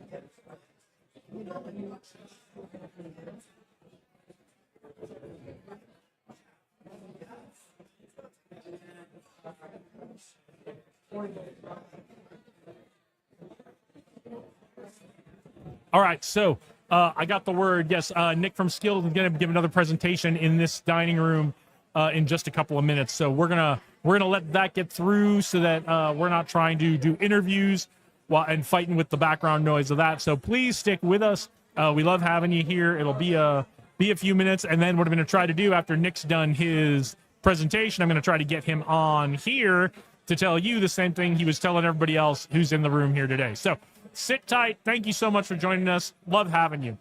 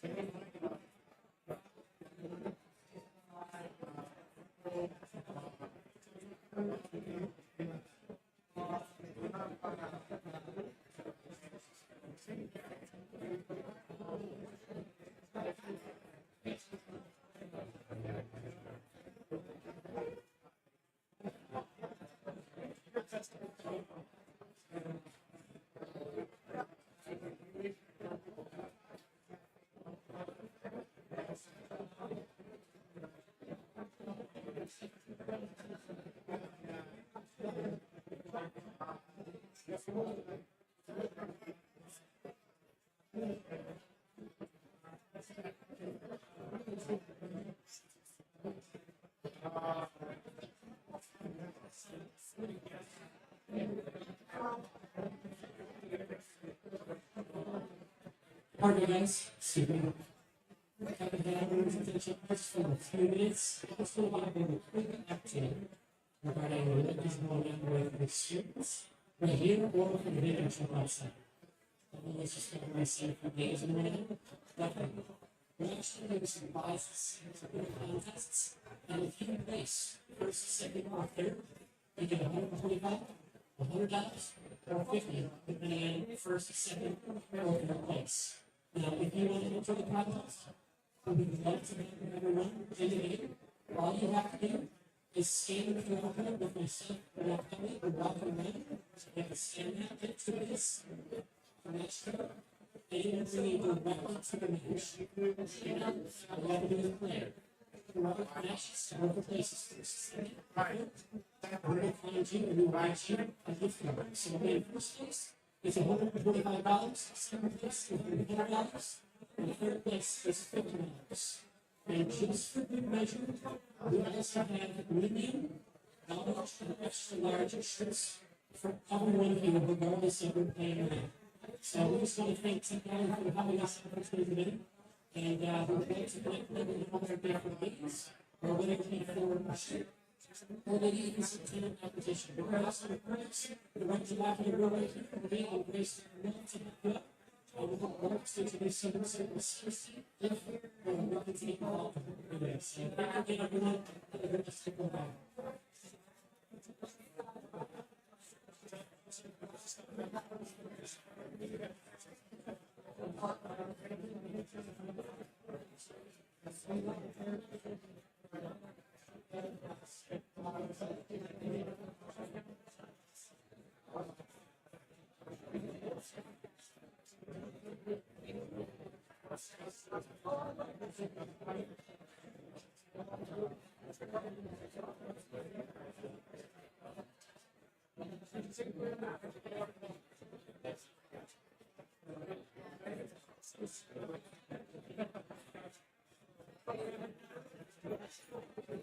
All right, I didn't even look to see if anybody's watching right now, but if you are watching, we're just going to sit tight so Nick from Skills can give his presentation in this room. So we're not trying to interview somebody while there's a bigger, loud presentation going on. So if you're here for live from Tech Alley, want to see what's going on in downtown Las Vegas at the Tech Scene and the Tech Alley event today, just sit tight. We'll be back with more interviews, more discussions with people.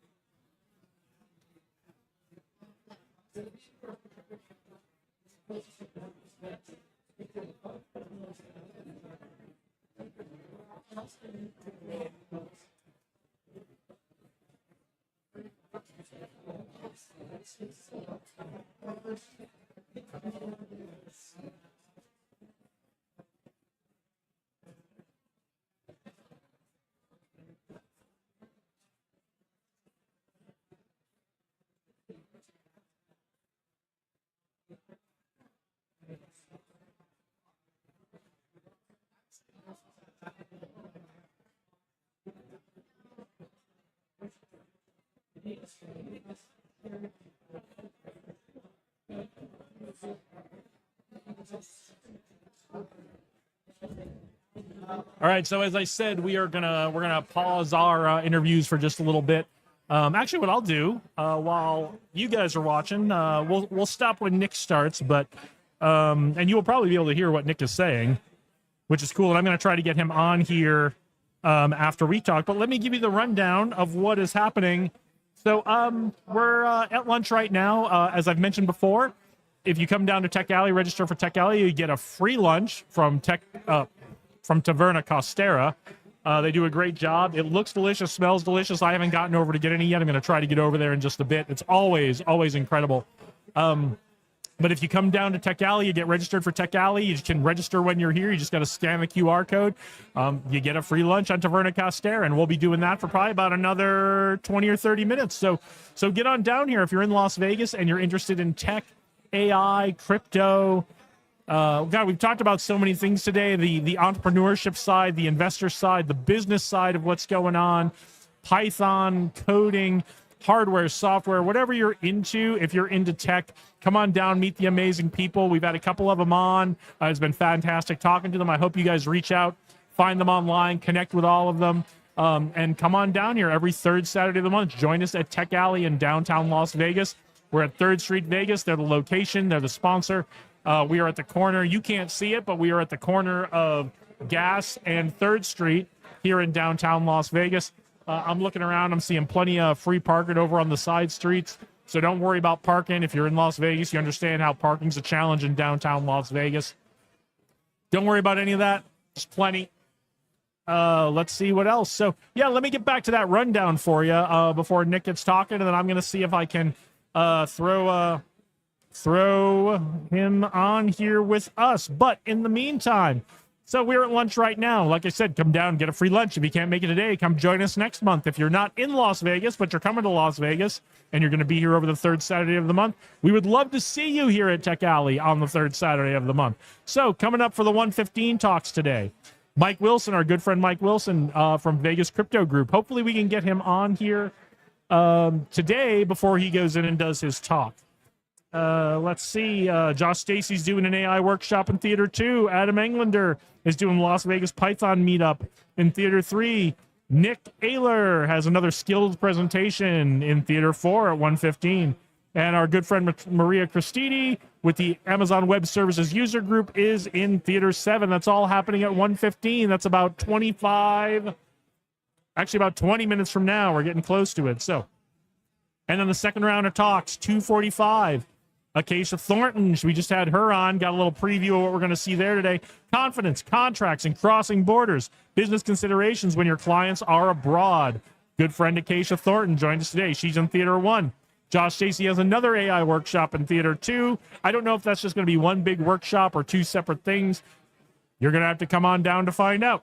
And then Nick Ayler is doing another skills. They're not really presentations, they're like gaming. And we're going to try to get him on here to talk about what they've got going on.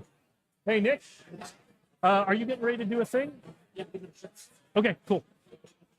You want what? Another show. You want to jump on before you jump on there and tell us what skills is and what you have going on? You got it. I just want to catch you before you go into your next thing. So. All right. Well. Skills. They're big here today. They're the new sponsor for Tech Alley, and I got a shirt. So super happy about that. We're going to get Nick on to tell you about what Skills is, what's happening here today. So he's going to give his talk. I'm gonna shut up so that he can do that, and you guys can probably hear a little bit about what's going on. So sit tight. We will be back. I'm probably just going to sit right here. So.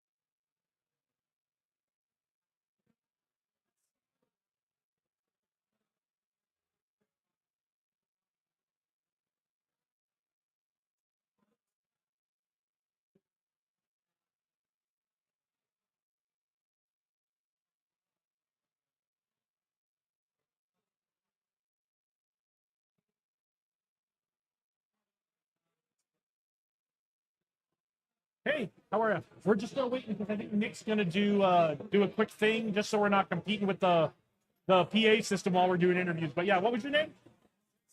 Jason? Also Jason. Yeah. Come on back. We're gonna get Nick. He's gonna do that. So I'm gonna get Nick on here real quick, and then we'll get you on right after Nick.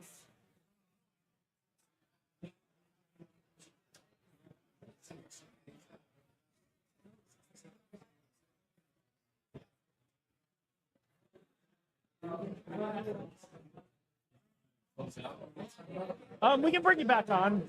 No, not right now. I'm gonna do something, but.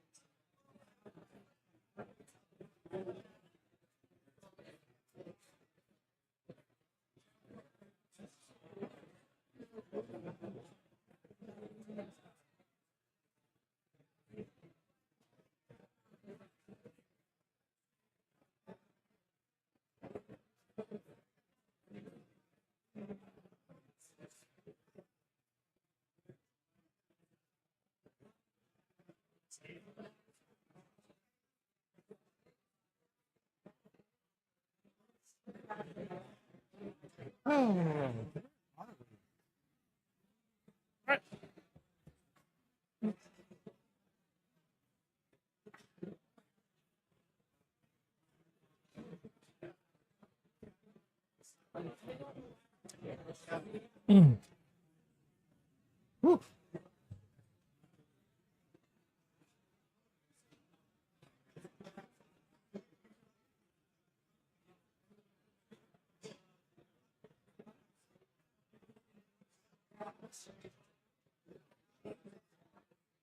Hey, for the folks who are hanging in while we're on this little pause, thank you so much for sticking with us.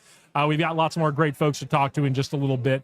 We're just trying to let some of the other events that are happening in this room take precedence, so that we're not competing. Our folks aren't trying to compete with the loud noise of the other presentations that are going on in here. So, but hoping to bring Nick from Skills here with you real quick. Hoping to bring on Mike Wilson from Vegas Crypto Group on here before he goes into his next talk. And then there's a bunch of other folks who want to jump on and join us. So we are going to keep doing these interviews, keep talking to people until there's no more people who want to talk to us. So we're just going to keep it going and just sit tight. Thank you so much for hanging in here while we're doing this pause, and hope to be able to bring Nick to you really, really quickly.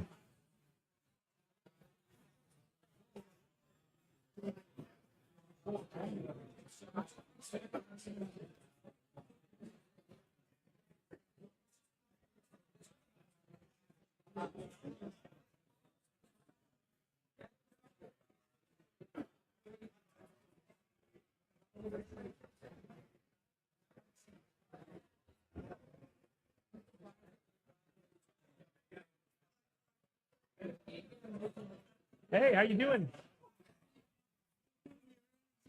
Still doing them. We're taking a pause right now.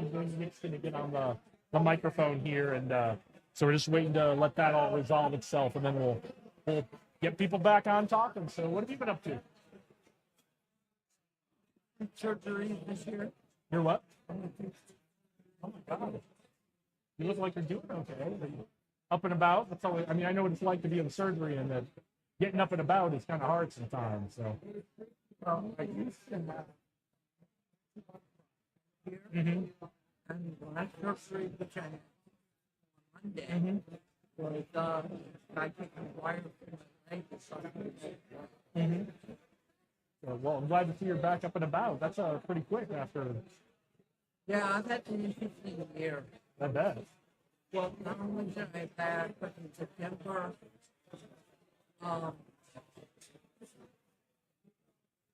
they did a CT scan. They did a and they said in the recent vicinity. And I think on September 2. Oh wow. Glad to see you're out with us still. So I yeah. I mean, I actually, you know what my police station is? But what? One block west, which after the bus stop, I have a typewriter. Yeah. That's where this car. That's crossing. You know that 15 block. Yes, how long it takes me to be 90% coverage? 2 hours. My mom's brother did it. Then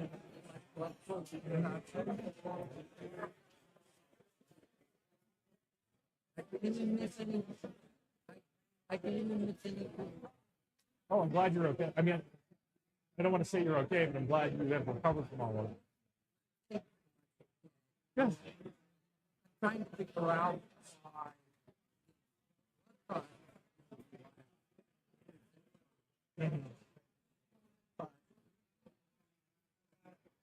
because it's like basically normally it's like when I left it statin for at cholesterol levels.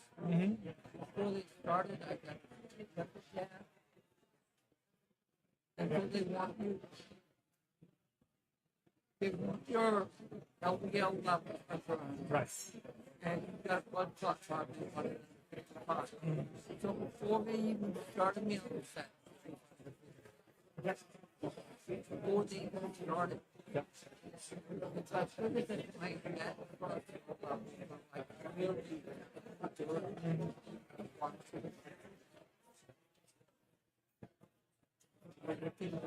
like say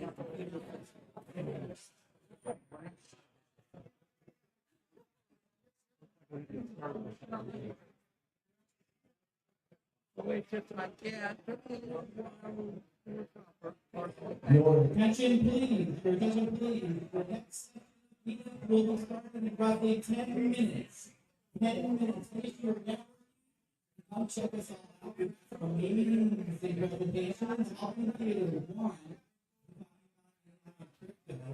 James T. Brewer will be included 4. Jason Luke, the new leadership, and his live podcast.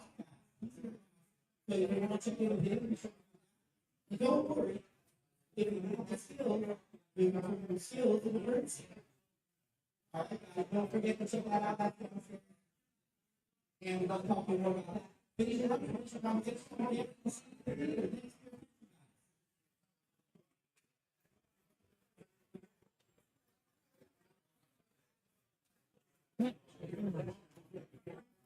All right. Well, it looks like I think we are going to be able to pick up our interviews again in just a minute or two here. I'm going to see if I can get Mike over here before he runs off to do his talk. Oh, hang on. We're going to get some other announcements here.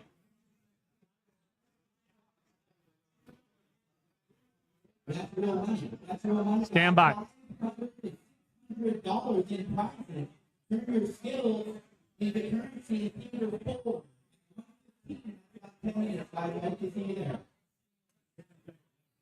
I think it'll probably be okay to jump in right now. I want to try to catch Mike and Nick before they go into the next round of talks. But if we don't catch, if they got to go, like I think Mike's walking out of here because their talks are starting in 5 minutes.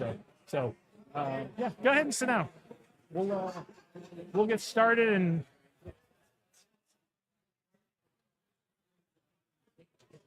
How's everything been, man? It's been okay. We had the internet cut out like in the middle of the stream. Hey,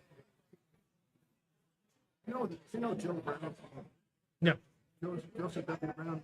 I don't know him personally. No. You know him, right? Yeah. He only has a monthly business luncheon. Yep. You gave me your card. I gave you mine. You're gonna send me the info. Yeah, I'll send you that. Okay, great. Thanks. No, yeah, I'm definitely interested. And then I got the Instagram about the Friday thing. I don't think I'm gonna be able to go this time, but I'll get it on my calendar for like the next one. Yeah, June's pretty. She has a good little. Okay. Cool. All right. Good to see you. Yeah, so we had the internet just kind of like went out in the middle of the stream in the middle of while I was talking to someone. So we had to like reset the router and all that kind of stuff, but hopefully we're good for the rest of it. So Yeah. So you have some exciting stuff going on. Tell everybody who you are and what you have going on. I'm Richard Contreras, and Air Force veteran. I'm an entrepreneur. I've been a jet fighter mechanic for actually probably about a third of my life now that I think about it. Mm-hmm. And so now we kind of work with AI, Edge AI, and we solve problems for the Department of War, and our business is focused on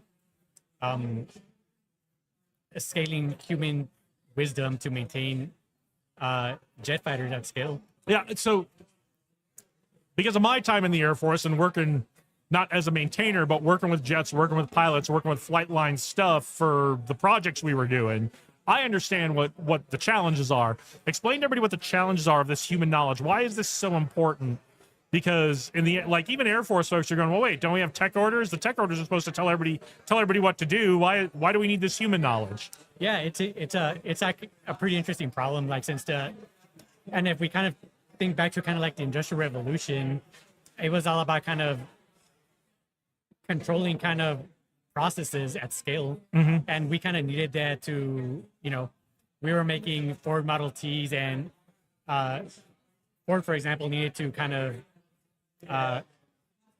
it was very kind of a time, they were dishing out so many Model Ts, and they needed to, they needed people that really kind of didn't think, but just kind of did things, and just kind of happened at scale. It was for productivity. Right.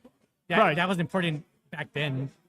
But as kind of time went on, especially when you kind of put a product out now it's Ford Model T's out in the world, like the conditions that were perfect for a factory aren't perfect for kind of sustainment. So as kind of time went on, like people figured out ways to kind of sustain it, or sustain an aircraft, sustain cars, sustain massive boats outside of like the factory in the perfect conditions that they were designed for. One thing that's really important to understand, especially for Air Force aircraft, is we do these big production runs of them, right? I mean, depending on the jet, hundreds and hundreds of these jets, right? And it goes on for years. And sometimes in the middle of a production run, because we learned something from the field, they make a change in the production run, right? And so what works on tail number 001 doesn't necessarily work on tail number 355, right? And then as time goes on, tail 355 caught fire. It needed a custom repair. When that custom repair, nothing was documented. So now a new maintainer approaching this aircraft sees things that are in a different place, in a different position, and the technical data that's very rigid, which is kind of also like a byproduct of the Industrial Revolution. It's very rigid. It doesn't change throughout the year. So like it's when the mechanics encounter these new problems, they kind of have really different expectations about what the technical data says and what's actually in front of their face. And especially the young folks, right? Because we train them, they go to what's called tech school, and we tell them in tech school, the tech order tells you how to do it. Don't do it different than the tech order. Yeah. And then I'm sure you have been out there as a more senior maintainer, and you've had to tell the young kids, like, yes, always follow the tech order, except on tail number 355, and only give it 3/4 of a turn, don't give it a full turn. And they go, well, the tech order says give it a full turn. I'm going to give it a full turn. And then something breaks and you have to go repair it. And again, you go, that's why on 355, we only give it 3/4 of a turn, right? Yeah. So it's obviously like more people kind of start maintaining these systems, and they start accumulating and pooling kind of like this knowledge. certain airframes, even a certain specific aircraft itself Yep. that's maybe been through war, been through some crazy scenario that normally that knowledge doesn't. Engineering kind of keeps track of that knowledge, but it doesn't come down to like the specific maintainers that kind of deal with it day in day out. So this was kind of like a bottleneck that I kind of realized when I was in the Air Force myself, that this kind of knowledge not only kind of stayed siloed within the specific units themselves, but even within shops, within the people working on them, with even friends themselves, that they would pull up this kind of knowledge to fix the system. And when the maintainers left, when they changed shifts, or they just straight up forgot about I forgot to give you this tip because I totally forgot that it existed. It Well, started you go on autopilot, right? Yeah, You spent a year and a half working on 355. You know when you go, okay, Yeah, yeah. 3/4 a turn, not a full turn, and I'm on to the next thing, right? You don't even think about it anymore. or like, hey, it's been missing a nut plate here. Like, no need to freak out about it. Yeah. You never know, but Right, and that's another thing that's important in like during the Cold War when we had hundreds and hundreds of jets and we could just like let them sit and that kind of thing. Like we don't throw out a $50 million jet because we don't have the nut plate for it, right? And we don't not fly that jet if it's safe to fly because we don't have the nut plate for it because we don't have that. We can't afford to just sit an aircraft because it's missing a part that's not essential for safety or operations. We can't do it, and that's why this knowledge is important. yeah. So this knowledge was kind of pivotal through. The more I kind of kept thinking about it, the more I kept working on aircraft, the more I kind of like, hey man, why do we continue to kind of have these problems that were solved at some point by either us or like a prior generation of mechanics? Because some of these aircraft have been they've been flying for like over 40 years, 50 years. And every time that we approach a job, it feels like we're learning it for the first time every time. So that was kind of like the aha moment for me. Like, how can we kind of trap this kind of wisdom, this knowledge to kind of maintain these very specific systems? And how can we scale it to the people that need that specific wisdom at the point that they're about to do that Right. job? And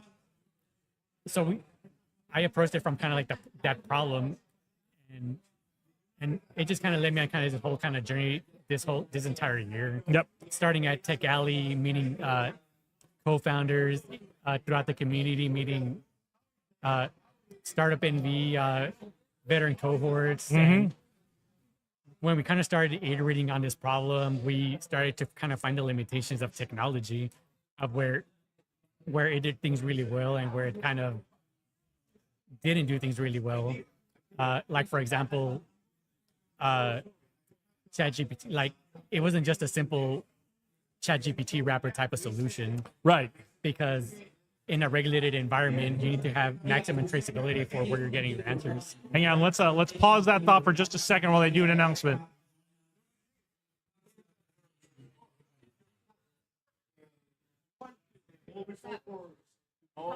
Hey, how are you? Good to see you. It has been a while. Are you sticking around for a bit? And where? Well, I'm glad to have you back. Okay. Yeah, no, if you wanna jump on the stream after he's done and we can get caught up, we can do that too. Okay. Cool. All right. So you were saying it wasn't a solution that just lent itself to, an enterprising young airman or sergeant plugging stuff into ChatGPT or even creating a wrapper to go around one of the kind of commercially available models. Right. So when you're working with like a regulated industry, you don't go fast and like break stuff. They hate that altogether. Well, I mean, you can do that once. You could. You can do it once, and then you don't have a contract anymore. Yeah. So I'm like, how do you kind of approach this problem that we're kind of having in a responsible manner, in a manner that is actually answering what they're kind of telling you about what's important to them, listening to the customers, and ultimately kind of doing it in a kind of a novel way. So that was a kind of whole journey in itself. where how do you approach determinism? How do we design for maximum traceability in the data that we're collecting to kind of fix these systems? And luckily, I met my co-founder here. We have The power of Tech Alley. Get on down here. we have a very kind of pragmatic answers when we reach the limit of what probability could kind of do for us. We kind of had the option where like we either stop what we're doing now because the technology isn't feasible, or we take it in a direction that hasn't been taken before, and we take a big shot at solving it in a way that's never been approached before or solved before. So that's kind of what we're doing now. We had to go down to the level of ontology, which is how you think about thinking about things. Yeah. We come out with our own philosophical papers that are kind of the framework for how our model works, which is it's so dense, it's so philosophical, and it's a very hard read for people that aren't used to reading a philosophy book. But that's kind of the approach that we had to take to kind of solve this problem. We had to design the framework from scratch. We had to create a framework for how people think and observe the world. Right. You had to the maintenance all aviation maintenance. It is its own culture. It's its own ecosystem. And you had to, and it's not an ecosystem like most ecosystems where someone sat down and wrote the rules of the ecosystem out beforehand. It's grown and developed over decades.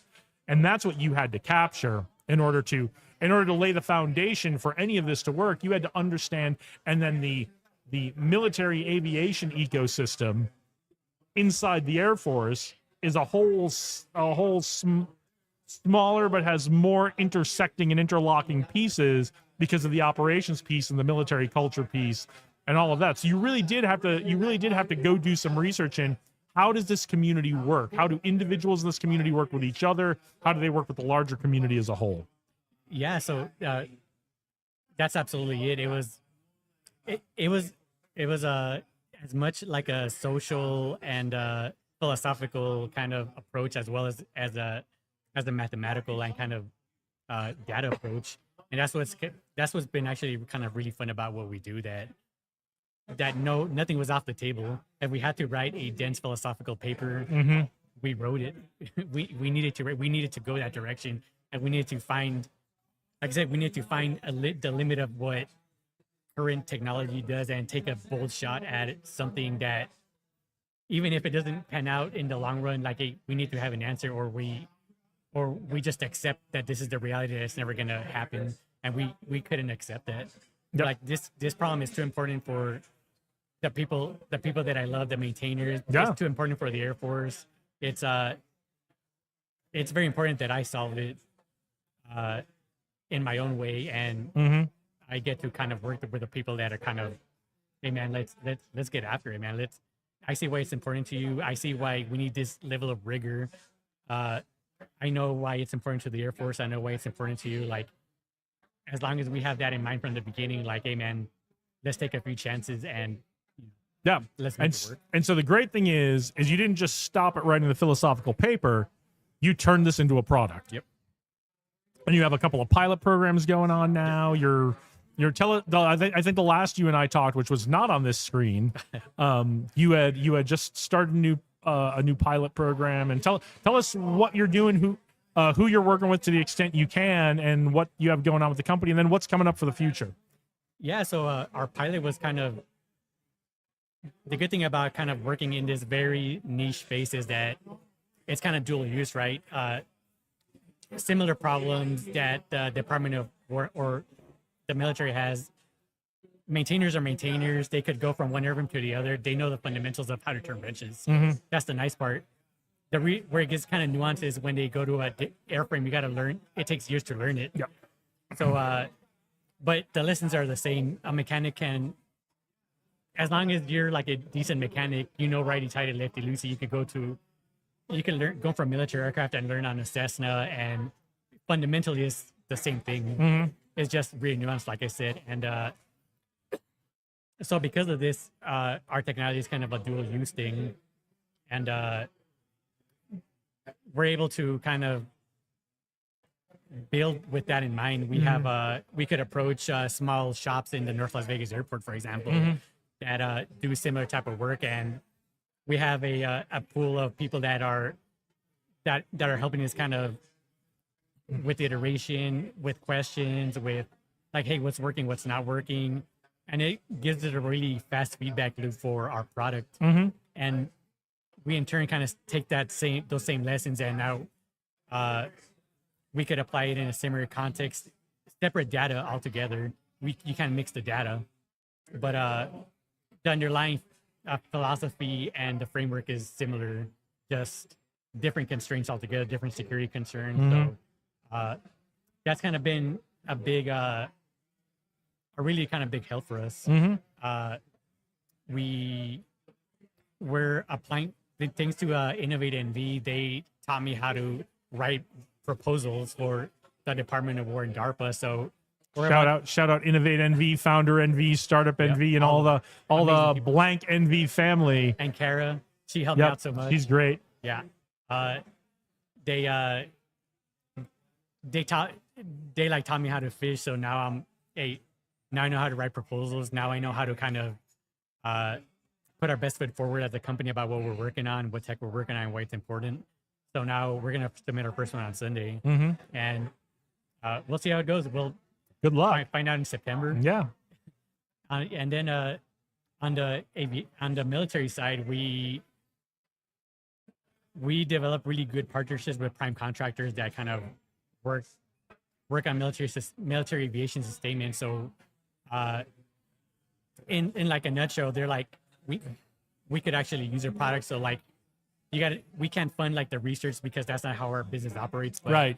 But this could give a contractor who does military maintenance contracts, it could give them a huge competitive advantage. Right. When they're competing for, those contracts come up, it depends on the contract, but 5 years, 10 years, they're long contracts and they're high stakes when they compete for them. So yeah. So just kind of to be in that room, kind of part of a team, right? Now it's like a team of people or companies like going after kind of big contracts. So like just to be like a little part of that, like I'd be more than happy. Cool. Man. So it's really it's all blowing up since we first talked about it a year and a half ago, maybe. So much, man. And the funny part is, so I was talking to kind of my old boss who I used to work under, and he works for like a prime contractor, so he's who I met with, and I was telling him like so many times how I wanted to kind of quit and just kind of call him back and ask him for my job back. And he's like, you know what? If you would have called me asking for a job back, I wouldn't have let you come back because you need to kind of figure this out. Life as an entrepreneur. I think we all think about quitting entrepreneurship and going back and getting a regular job at least once a day. Yeah. And so I'm glad I kind of stuck with it. And we kind of figured out how resilient we really are as a company, and how when we're kind of just focused in on a problem, like everything else you kind of get tunnel vision, because you really want to solve like a big problem for the people that you care about. And we also have like a UNLV internship pipeline that's going to start in the fall semester. Fantastic. NVIDIA contacted us and they're interested in our model. So That's great. That's good, really man. exciting. Yeah, so it's cool, man. It's Congratulations. That's congratulate. And you guys are really just at the beginning. Yeah. Like we've talked about a lot of success in the last, few months, year and a half, but you're really still just getting started on this journey. Yeah. You have a lot more success to come. Yeah, like it's sometimes like as an entrepreneur, it's kind of like really hard to kind of pat yourself on the back or like kind of look back on the journey, but that's like such a necessary part of it. Because like I said, I wanted to quit when I kind of first started. When I first met you, like my idea was like totally different. Oh, you were looking at a couple of different ideas for companies when we first met. Yeah, and just kind of like during that time when like I told her that I wanted to kind of like go back to my old job, I kind of really had to dig into kind of what I really, really knew and cared about as far as like the military sustainment and military aviation, and just kind of digging into that altogether made the biggest difference altogether, because I already knew the problem. I lived the problem. I worked in 120-degree heat. Mm-hmm. I know why it hurt, and being able to explain to people why like this hurts, it it opens up doors and stuff. Yeah, absolutely. Well, do you have anything else big coming up you want to share with us, or anything you want to leave us with? Anything big? I mean, Not that you're not already doing big stuff. well, like applying for like the DARPA contract was like a really kind of big deal for me altogether Yeah, because like that's huge. it was like a culmination of like not just like the tech, but the company and the people behind it. You had to kind of tell the story. Well, and you can't mess around with DARPA. I've done some work with DARPA. I actually applied when I was in the Air Force to be a DARPA Projo, and I didn't get it. But like they have good questions. They ask hard questions, and they aren't messing around. They will poke holes in what you're doing. So I'm looking forward to that, man. Like it's the first time, like, yeah, man, it's exciting, man. Like it was exciting to like just kind of build on something for a year with your friends and just like, hey, man, this proposal is the culmination of like this year of work that we've been doing. Where this is the direction that we want to take it. This is how we commercialize it, and all that is just a lot of work altogether. So it's Well, now the nice thing is, no matter what comes from DARPA, you get it, you don't get it, it's all fine. You're going to get some feedback from them, and that's just going to make the questions they're going to ask you are going to make your work rock solid going forward.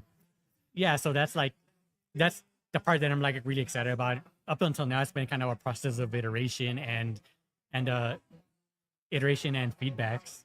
And this is kind of going to be no different. It's just that, hey man, I've never thought I'd be in my life putting in a proposal for DARPA. Yeah, but it just happened to line up. Some of the this time. smartest people in the world are going to be looking at your proposal. They're going to be asking you questions and helping you make something great out of it. Yeah, and I think the last thing I kind of want to leave with this is that a big part of the DARPA proposal is the community that's behind the entrepreneurs. So I had the privilege to talk about the entire like ecosystem here that's kind of been supporting me this entire year, from all the veteran Warrior Rising veteran cohorts to all the kind of funding mechanisms that are available for startups as well too.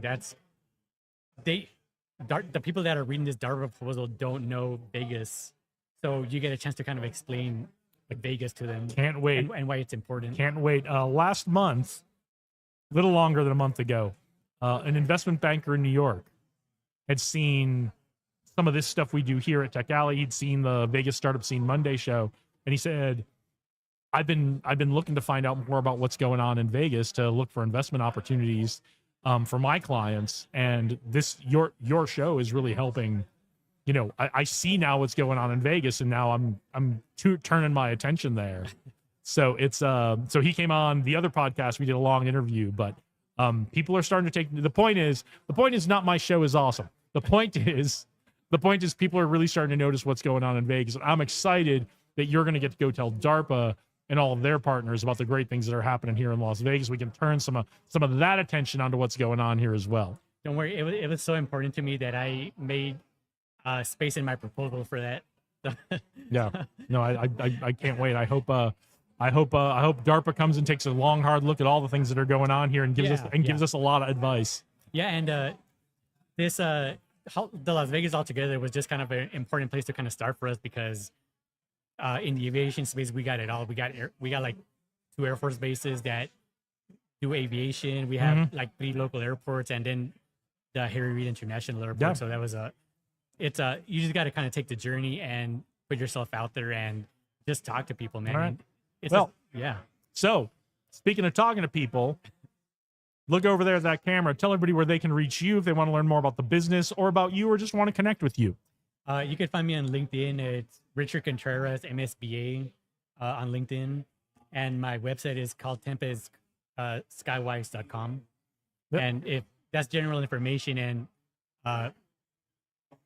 it's kind of like a secretive kind of, you don't want to give out too much. So Well, it's vague for reasons. It's the kind of thing we've talked. I mean, look at how much we talked about the philosophy of things. It's not a click for a 7-day free trial thing. Right. It's, It's let's have a conversation and make sure this is right for you, the customer, or if you want to be an employee, let's make sure this is right for you.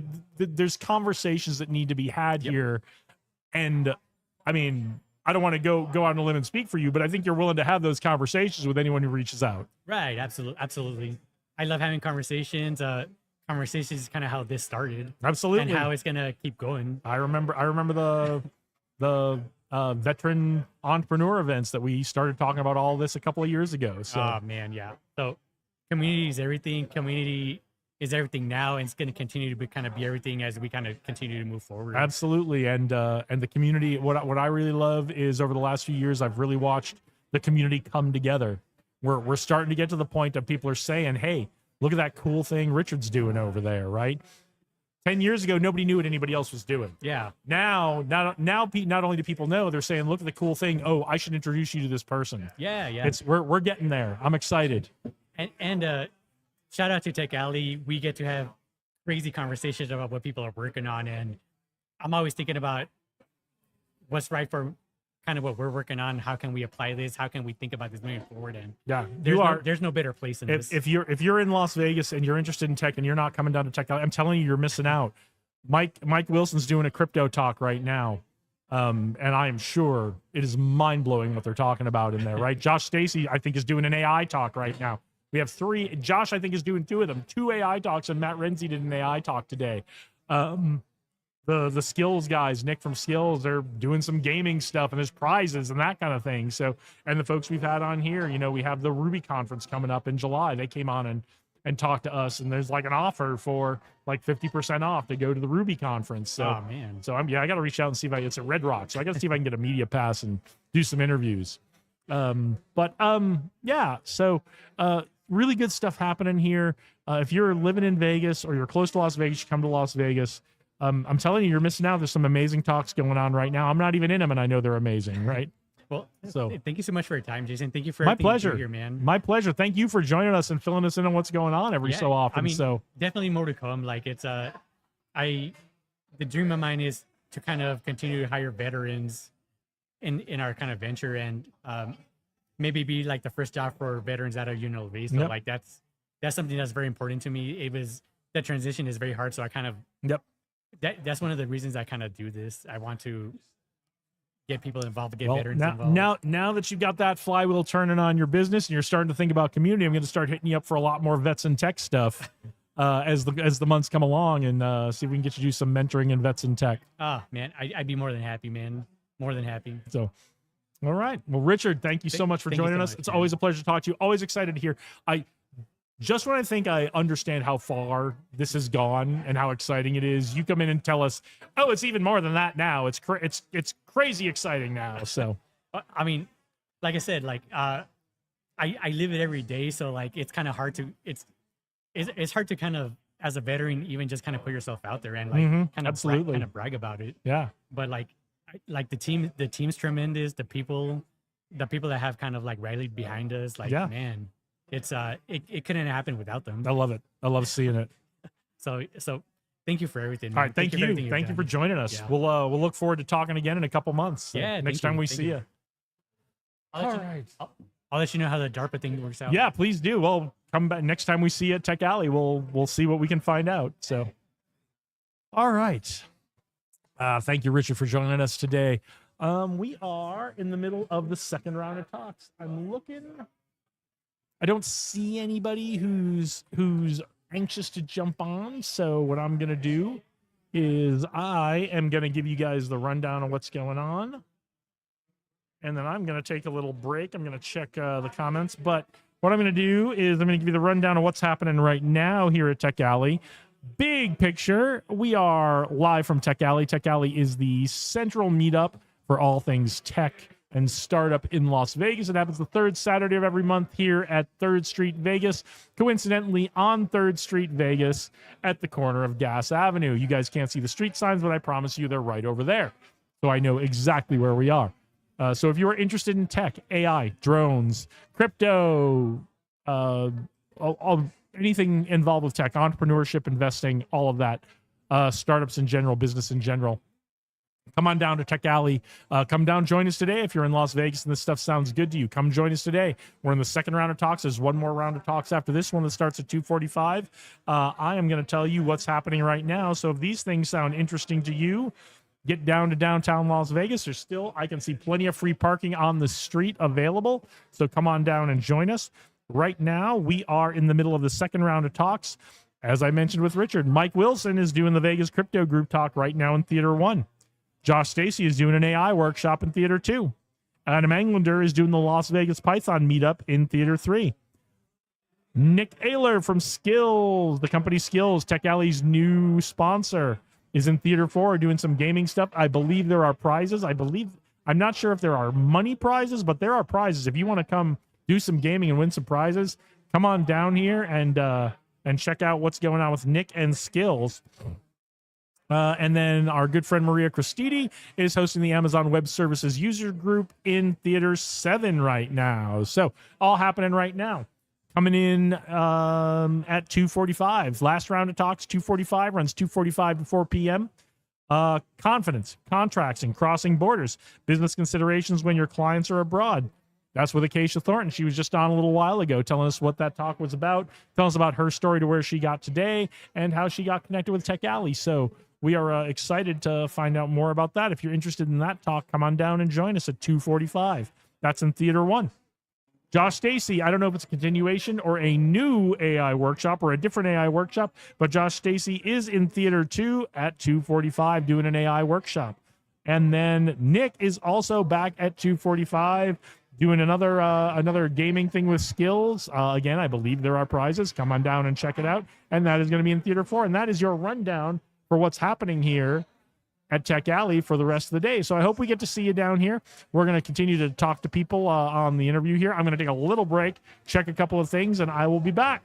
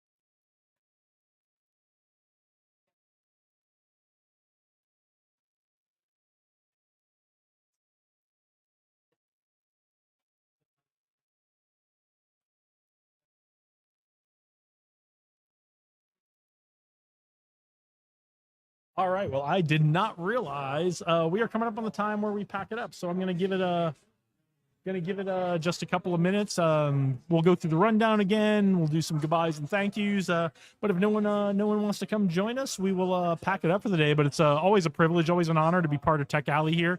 We'll keep doing this live stream as long as Josh will keep letting us come on and do it. It's almost 2 years. Next month will be 2 years of the live from Tech Alley stream, and that's exciting. Because I pitched this idea to Josh a couple of years ago, and just because I was looking to do more stuff like this, And he said, that's great. We always have envisioned something like this happening at Tech Alley. So it's been great. Josh has been such a gracious host to us, just like Third Street Vegas and Taverna Costera before them were gracious hosts for the Tech Alley event in general. So proud to be part of this. So proud and honored and amazed to see the difference Tech Alley has made in our startup ecosystem, our tech ecosystem, and our business community here in Las Vegas. So it really is just a thrill to be part of this and to bring this to you, and to to share the discussions that we might not get to have all sitting in the talks, watching the talks. So the best part of Tech Alley is the networking, the connections that we make. So I'm really honored to be able to bring kind of that aspect of Tech Alley to you folks who can't be here with us today, and see that this is what goes on at Tech Alley. When you see these conversations going on this screen in front of these microphones, these are the kinds of conversations that are going on all over right now. I'm looking around this restaurant dining room, and there are at least 5 groups of people having these same exact kind of conversations about everything going on. So let me give you the rundown of what's coming on, because you should, if you're in Vegas and you're interested in all of these things, you should come down and see what's going on. We'd love to see you. We'd love to have you down here. So what is coming up? Let me give you the rundown again. It is the second round of talks. They started at 1:15. Our good friend Mike Wilson is doing his Vegas crypto group talk. I don't know what the specific topic is, but he's doing his talk in Theater 1. By the way, we are at 3rd Street Vegas, on the corner of Gas Avenue and 3rd Street in downtown Las Vegas. I see plenty of free parking on the street, so come on down. Don't let parking be a barrier to coming down and joining us. We'd love to see you down here. And so Mike Wilson, good friend Mike Wilson, is doing his Vegas Crypto Group talk. I promise we will get him back on here telling us all the amazing things that Vegas Crypto Group is doing. We get Mike on here every few months, and he gives us the rundown on what he's got going on, what the big, his group Stand With Crypto is involved at the national level, helping craft that legislation that's really bringing crypto to the forefront. So.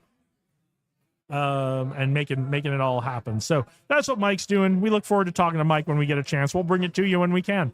Our good friend Josh Stacy's in Theater 2 doing an AI workshop. Adam Englander's in Theater 3 doing the Las Vegas Python meetup. Nick Ayler from Skills. I think it's Ayler. Ayler? I don't know. He's in Theater 4. They're doing Skills is doing some gaming, and I believe there are prizes associated with that. So come on down if you want to test your gaming skills and maybe win some prizes. Get on that. That's happening. And then our good friend Maria Cristidi is doing the Amazon Web Services meetup in Theater 7. All happening right now. Started at 1:15, going till about 2:30.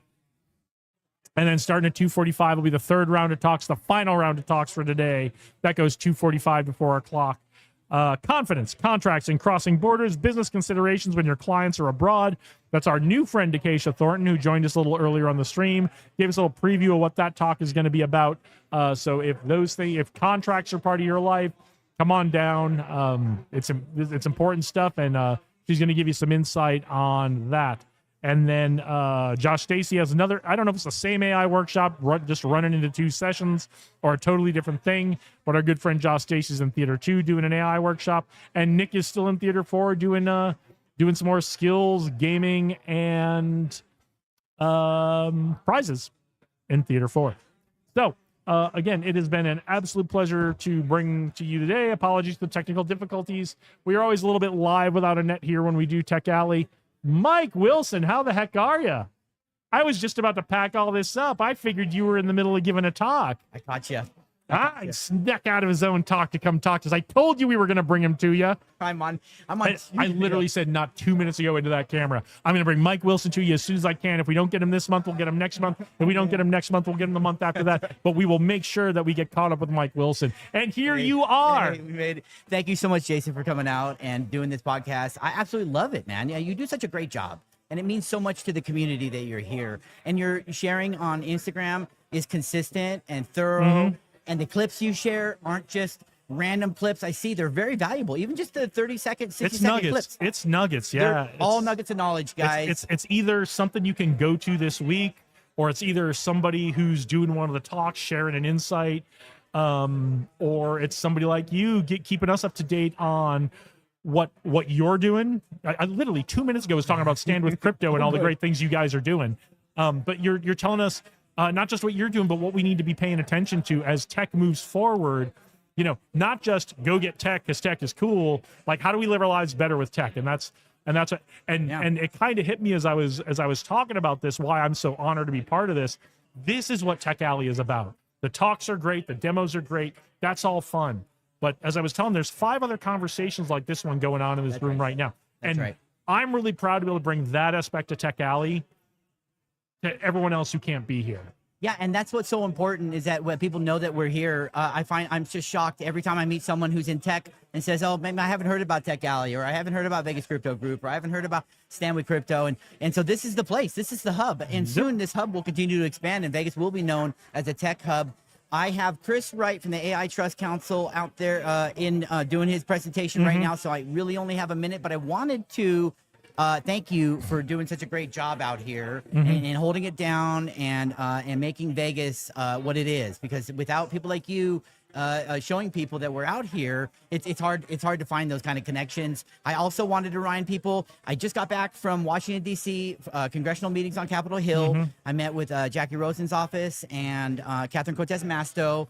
And what I found is that some of these senators and some of these people, our representatives, are a little bit on the fence because they really don't know that the constituency wants this. And they don't know enough about the technology, so we need to kind of educate them. And that's why I was there. We had 20 different meetings with our senators, 18 different meetings. This is what it takes. Exactly. We got to get out there. And I learned a lot. And what I learned was we need you watching at home. We need your voice to be heard. Every voice matters in this fight to keep innovation in America. And that's really what it comes down to, whether it's AI or crypto or whatever it is. So I'm going to encourage each of your viewers to go out, go to standwithcrypto.org, put in your address. You can find out who your representative is. And then we made it real easy to contact them. Reach out. You can call them. You can email them. We've made it real easy. So that's my message for today is your voice matters, and more now than ever. And as you said, we have this push of technology. Well, I want to see us keep our humanity within this push of technology. We all do. A big part of that is going to be art, and whether it's any kind of art, but we show AI-generated films, and it really connects people, and we love it. And so go to Vegas Crypto Group on meetup.com. Check us out. Go to standwithcrypto.org. Let your voice be heard. It means the world to us and the future generations. Okay, fantastic. I know you have to go, but I want you for one more minute because I want to grab one of those nuggets that we were just talking about that goes into the clips. And I don't know if this will be a clip or not. Chris Wright from the AI Trust Council is speaking right now. What is the AI Trust Council? Why is it important to all of us? Yeah, thank you for giving me the opportunity to talk about that. You know, responsible AI is so important. And I just did a survey in the meetup here, and I said, who here has heard about responsible AI in the media? And really, it's only about a third of the people. So I can promise you that needs more attention. We need to be able to say, hey, we don't want to limit innovation, but we certainly don't want to limit humanity. And so the big question that I like asking is, are you pro-human? And really, there shouldn't be any hesitation with that answer. Because not everyone says yes. Not everyone says yes. Not everyone says yes. So Chris has been at the tip of the spear when it comes to responsible AI. He's in Washington, and he's all over the country talking to people and rallying support for responsible AI. And we really need it, and we need it now, not next month. Not tomorrow. We need it now. And so if you want to know more about that, you can go to just look up AI Trust Council. It's on all the social media. And Chris Wright is doing a great job. And he's probably waiting for me to get back. Okay. So thank you, Mike. We'll let you go. I'll do the rundown of what you just told us here. Thank you so much, Mike. I'm glad we got to talk to you today. Go, run like the wind. AI Trust Council, Stand with Crypto, Vegas Crypto Group. Look all those things up. Mike is amazing. His team is amazing. And I appreciate the kind words about what I do. I'm just a part of the larger thing that's going on here at Tech Alley, which is a part of the larger ecosystem. And I've said it a couple times with some of our guests today, we're really proud to be part of it and really proud to see the flywheel starting to spin, pushing the flywheel harder. And then just how everybody is starting to talk about and show up for each other's stuff. It's so fantastic. So AI Trust Council, I didn't even know about that till just now, so I got to go look that up. AI Trust Council, Stand with Crypto, Vegas Crypto Group. Check that out. Check out all of our guests who are on today, all the things they have going on. I believe we got contact info for everybody. So many amazing guests today. Thank you to our guests for all our time. Thank you to Josh at Tech Alley for letting us do this today, being part of it. Thank you to Third Street Vegas for hosting. Thank you to Taverna Castera for providing lunch. Let me give you one more quick rundown of what's coming up in the third round of talks. Actually, I'll give you the second round of talks too. Yes, sir. I do. Yeah, absolutely. Come on. Hi. Nice to meet you. Go ahead. Have a seat. We're just going to talk to you about what you have going on. Oh, okay. Can I? This is okay. I don't Yeah, wanna- that's fine. That's fine. That's fine. We're live without a net. Get real close to that Oh, microphone, okay. like close We're like live? I am. Okay, perfect. Let me. Yeah. in Jen here? from Japan. Yes. Hello. How are you? I am good. Yes. I am good. Is this your first Tech Alley? Yes, it is. Okay. It is. It is my first Tech Alley. I know Mike. I've kind of seen him around the scene. Went to another event, the Bitcoin pizza event that yeah. he just Mhm. did. Yeah. Mhm. I got a chance to go to that. Mike and Vegas Crypto Group are always do. I mean, they have the regular weekly events, Yes. but they're always throwing these extra events in there, Yeah. and they always seem very cool. Good humans. Just really good humans to connect with. And I think that's the important thing, right? Is the connection. So getting together and just being able to share these the insight and just learning. And it was really fascinating sitting in there, listening to Chris speak about, all of the things. So I'm just like, yeah, it's a good time. I'm excited. What do you have going on? So did you come down to Tech Alley because Mike said come on down? What brought you here today? Well, yes. I like to support. He's come to a couple of my events. I do host some events here around town. So he's come out to some of my networking and mixer events. I do one once a month. I do a lot of different things. Karaoke. I host karaoke, fun things Always like that. fun.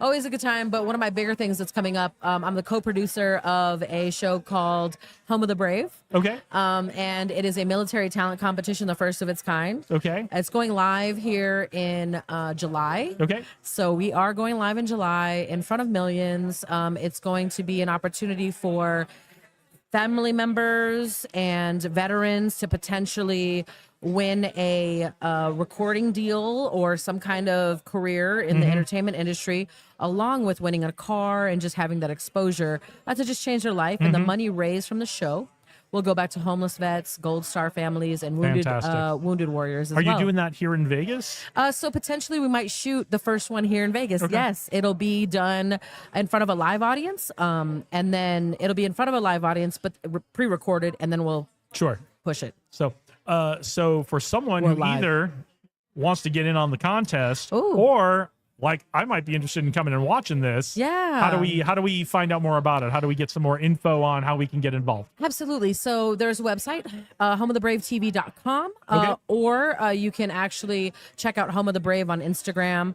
You can follow me, Jen from Japan, on Instagram. Okay. I'm a human, so I can talk to you, let you know what's going on, kind of give you the skinny. But it will be on TV. The auditions have already ended.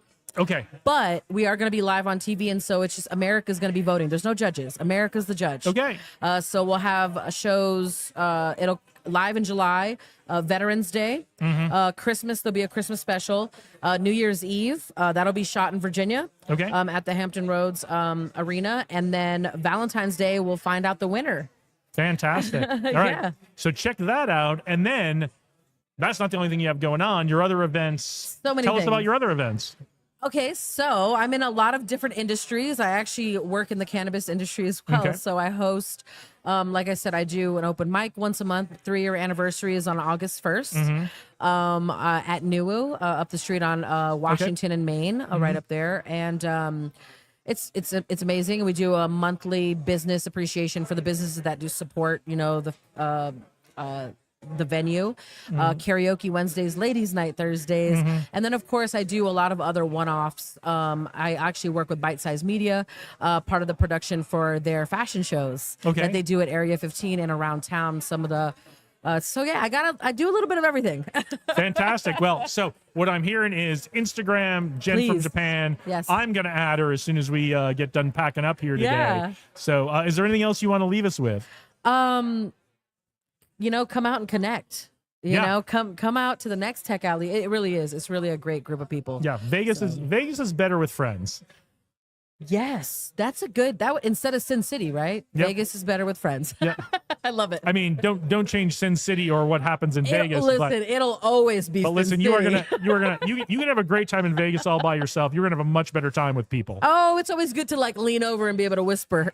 Yep, absolutely. All right, perfect. All right, well, it was great to meet you, Jen. Yeah, Thank you great for to meet joining as us well. today. Thank you so much. I really appreciate All right. it. Thank you. All right. That's, I think, is it. I don't see anyone else who's looking to join us. So let me give you the rundown one more time. We are just coming up on 2:00. We're in the second round of talks here at Tech Alley. Tech Alley is the monthly startup and tech community event in downtown Las Vegas. There's also a Henderson version. We didn't talk about that today, but the Henderson version is going to be coming up in just a week and a half, I think. So if you missed this and you're in the Vegas Valley and you want to check out the Henderson version, go check that out. I won't be there this month because I have another thing, but I believe I am going to be there in July. So if you want to come down in June. Go to Tech Alley Henderson in June for sure, but I think I'll be there in July if you want to come down and talk. So what's happening now? 1:15. We are here at 3rd Street, Vegas, on the corner of Gas Avenue and 3rd Street in Las Vegas, by the way. There are great location and sponsors for the Tech Alley event. So right now, we just had Mike Wilson on. We just had Jen from Japan on. They just went back into the Vegas Crypto Group meetup. If you were interested in all things Mike and Jen had to say, get on down here. You got half an hour to see what's going on in that Vegas Crypto Group meetup. Our good friend Josh Stacy's doing an AI workshop in Theater 2.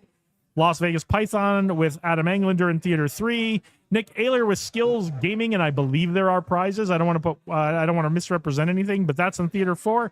And Maria Cristidi is doing the Amazon Web Services Users Group in Theater 7. Also, okay, so that's what's going on right now. At 2:45, the third and final round of talks of the day starts. Our new friend, Acacia Thornton, who I see over in the corner there, she's doing confidence contracts and crossing borders, business considerations when your clients are abroad. So come on down and check that. If clients are a big part of your work, clients and contracts are a big part of your work, and you work internationally, come on down and check that out. And then Josh is continuing or doing a new AI workshop in Theater 2 at 2:45, and Nick is back doing more stuff with Skills and giving out prizes in Theater 4, and that will all wrap up at 4:00. But we are going to wrap up right now. We're going to start getting things packed up. Again, thank you to Josh for letting us be part of this. Thank you to 3rd Street. Thank you to Diverna Costera for providing lunch. Thank you to all our guests. It really is truly an honor to get to talk to everybody, share this with you. Thank you to all of you for watching. Again, it's an honor and a privilege to share this with you. I hope you got something out of it. I hope if you're in Vegas, this will inspire you to come down to Tech Alley today or next month or in the future.